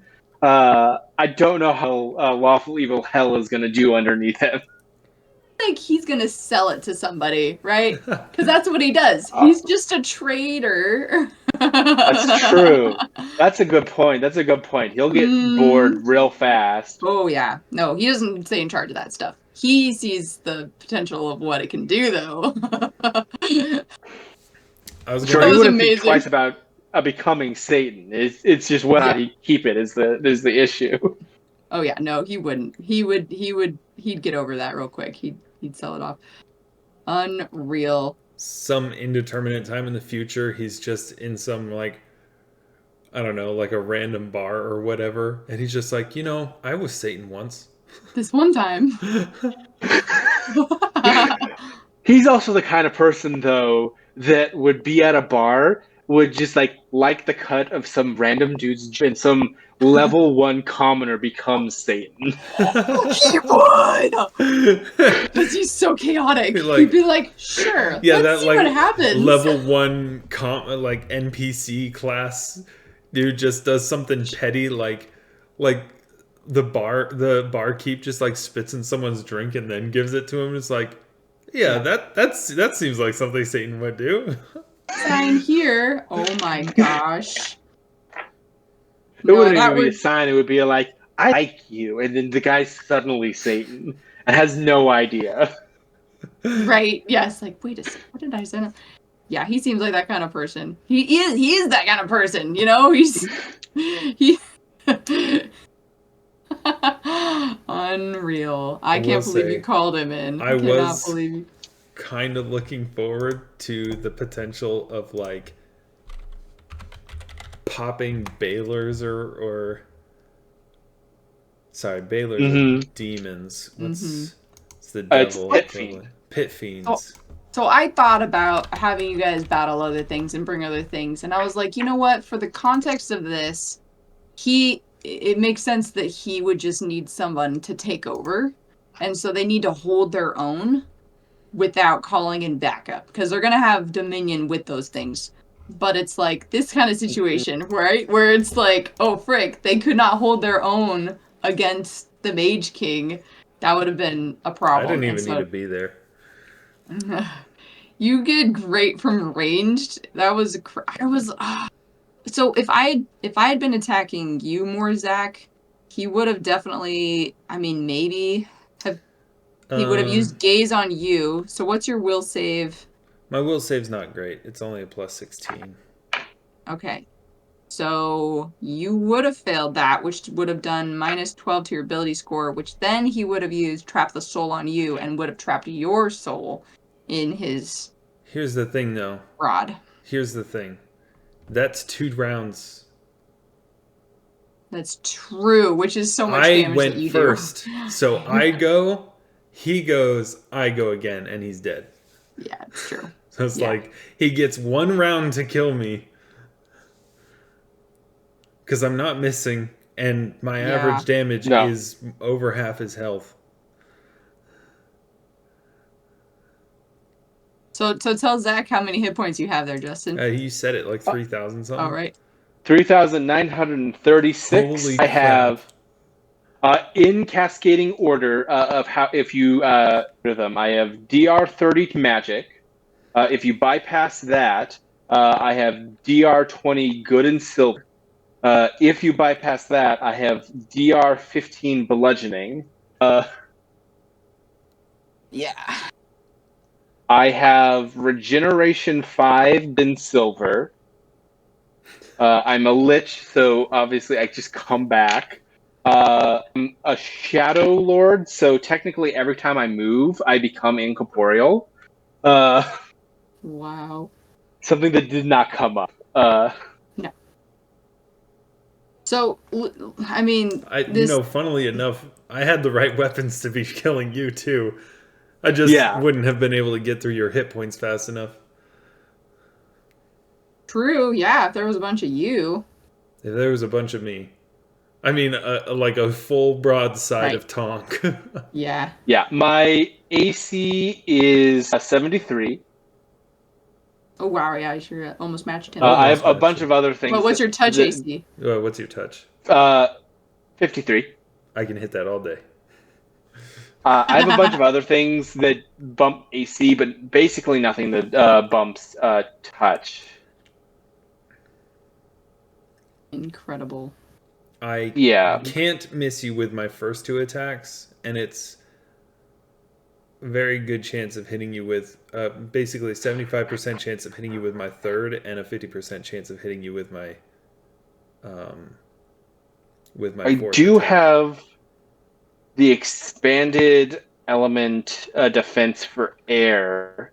So I do have like I think like 25% chance for ranged attacks to just miss me. I don't know if that actually affects cannonballs though. They're a little heavy.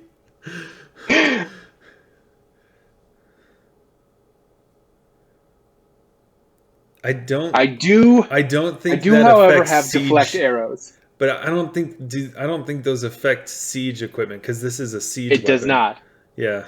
It does not. It says usually massive ranged weapons such as boulders or ballista bolts, which also cannonballs, I would argue, would be within that same range. Yeah. And range attacks generated by natural attack or spell effects can't be deflected. Which I could say, well, I feel like there's some argument that like I have a strength score of 37 and a dexterity of 65. Like there might be some leeway on whether or not I could deflect a cannonball. But like rules is written, I cannot.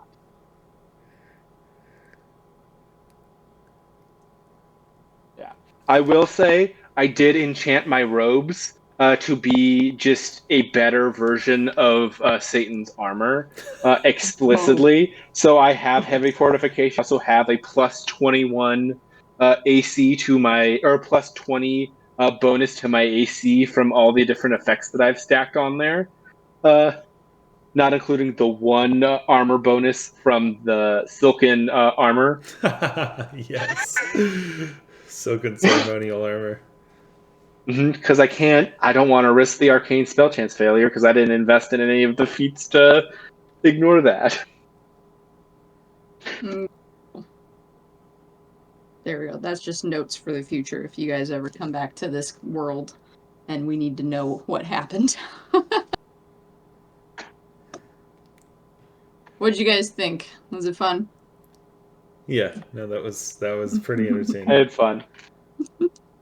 It cracks me up that I literally murdered his simulacrum perfectly.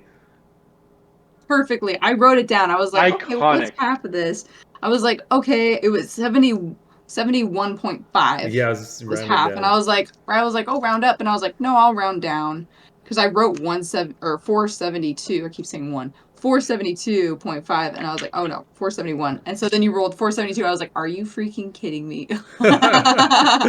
Exactly +1. Like, unreal. So yeah. Yeah, I wanted to make sure he had that illusion in there. But also so like you guys just didn't walk in and you're like, all right, we're just gonna start firing. Like there was a reason, like he likes you guys, but he also wants you to want to take over. You know, he was gonna Turn try into a to nightmare for them. yeah, for real. He wanted to Yeah. use his gaze and some fire on you guys at first to like see if you could stand that, and then go straight to fighting. But it worked out the way that it worked out. It was like you guys didn't trust him. I was like, yeah, I won't trust him. And then starting it with a pit, I was like, you gotta know how to fly if you're gonna be the devil, because you gotta Honk just falling to the abyss with zero cares, just falling. Honk No. would have been fine. I imagine he was just falling like standing up too. He wasn't like whoa, you know, he was just standing there plummeting, just popping the tops off of these bottles and drinking the Whatever. potions. Yeah, it was so good. Yep. I looked up the whole thing. I was like, okay, like where is hell? Like what's it look like? There's 9 different levels. There's different descriptions of it, and I was like, oh, we're gonna go with this one that's the pit. This is perfect. I had this whole thing too where it's like, I guess the lore is that Asmodeus technically has the throne of hell, but I made it so it was like he was his Lucifer's nephew and it's all a ruse, where it's really like he like Satan is in charge, but he lets Asmodeus have that, and Asmodeus is like that like kiss up, like please let me have your power, please uncle, like please, you know, and he's just like I freaking He's hate the this nepo kid. baby of hell. Yeah. Yeah, he's like, I hate him. I can't let him take over. Like, I need someone else to do this, but I also need to be discreet about this. So, you know, I need to make sure that not just anybody comes in here. So the fact that Two Tooth Ricky gets called, that was a lot of fun. You like the Walmart and the Del Taco? That was great. Oh, that's the worst way to spell Steven with a PH. Yeah. Yeah, I hate it. Steven. Steven. Yep. Steven. Steven.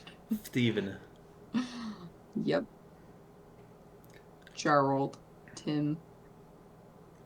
Poor Tim. Yeah. Poor Tim for real. The wizard, yep.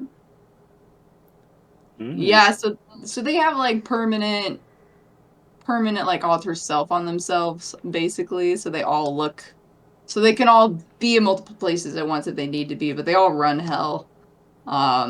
Collectively, it's that one why above all lives. It's just like, it's not just one person in charge.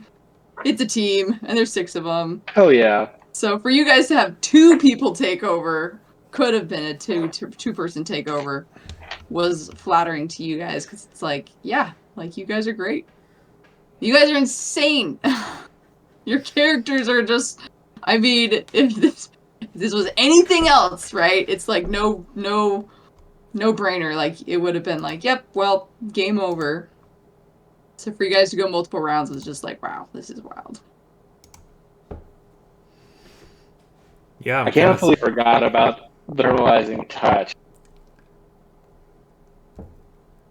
That is satanic. You should have been the ruler. Like, the things that you do. I mean, they picked the right person. I have a swamp library filled with wizard books. I'm fine. It's nuts. I love the goblin theme. Goblins. Like, I had to erase, like, why would I be like so like I am going to commit just truly atrocities over the course of 5 years, become a outsider? Like, what's the motivation there? Obviously, he's a goblin. Doesn't want to be a goblin. He collects wizards. That's what he collects. He's a collector of swords, but not a It's just hell. the combination of the specific devil that I like the on his power, and then just added Tempest 2 and Racial Hiss 2.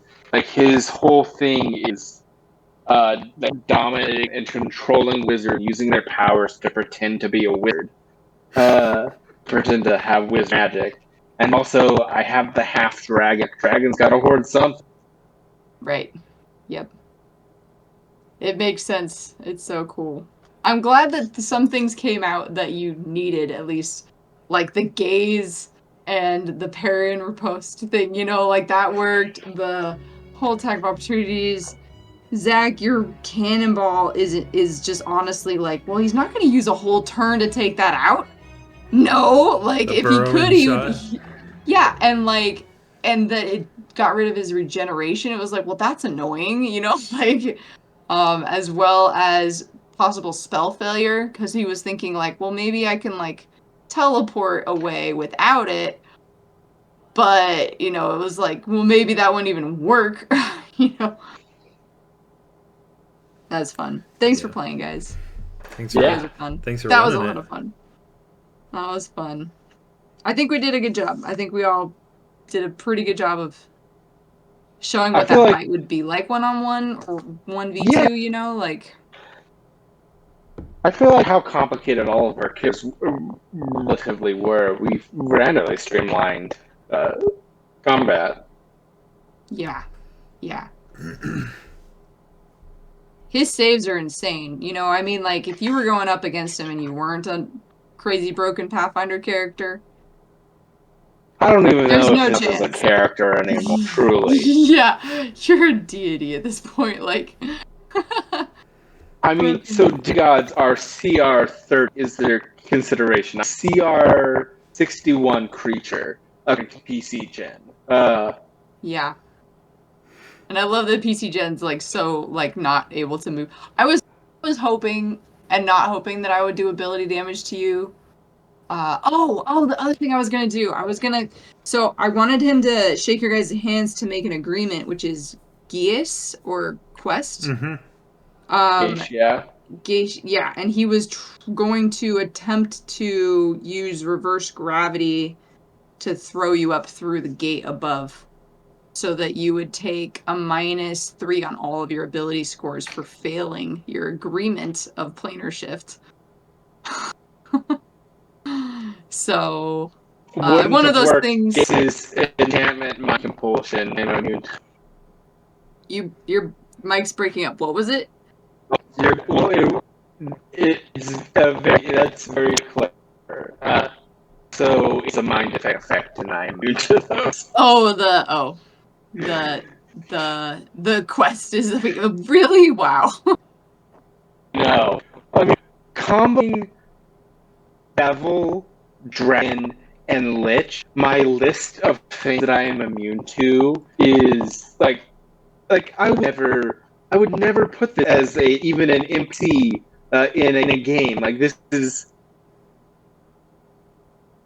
Yeah. this is just crazy. Oh, I'm also a to ability drain. I see that now.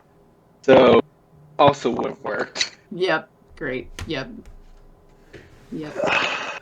I tried. Did my best. You guys definitely did your best too. That was awesome. So funny. Tonk just falling through the air makes me smile. I was like, okay, Oh, God. I mean, you can fall. It's I'm not ironic. gonna stop you. Just want to make That's sure all you the guy know. who is fun so many times is like, I know teleportation works, I'm fine. As you're falling, remembers, oh right, I have boots of teleportation. Yeah. Oh, only afterwards did I remember that. Yeah. It's okay, you didn't take any damage, which is good. Even if I did, I didn't take any damage during the fighting anyway, and that fall would not have killed me. Yeah. What's your AC, Zach? My AC is, I closed my character sheet. It's 37. For some reason, the bark skin wasn't stacking properly because natural armor should stack. Yeah. So Yeah. if PC Gen was calculating bark skin properly, it'd be 42. Wow, nice. I mean, Did might as you well. have It doesn't any? even matter because of the attacks, but Did you have any immunities to like fire at all? no, the potions I were drinking were resist energy. Oh, So it was. gotcha. I had resist fire 30, resist 30. I had resist 30 for fire, acid, cold, electricity, and sonic. Hey, Matthias was able to hit you, Justin, with an area effect, but was able to hit. Work. Oh my gosh. Though that flame strike would have done nothing to me. No? Oh, cause the I have evasion. yes. That's So I was right, yeah. actually hoping I was gonna get hit with an AOE because it would just be comical to be like, nope, no damage. Massive trucks, incredibly light on his feet because my dex is 30, same as my strength. Would have been cool.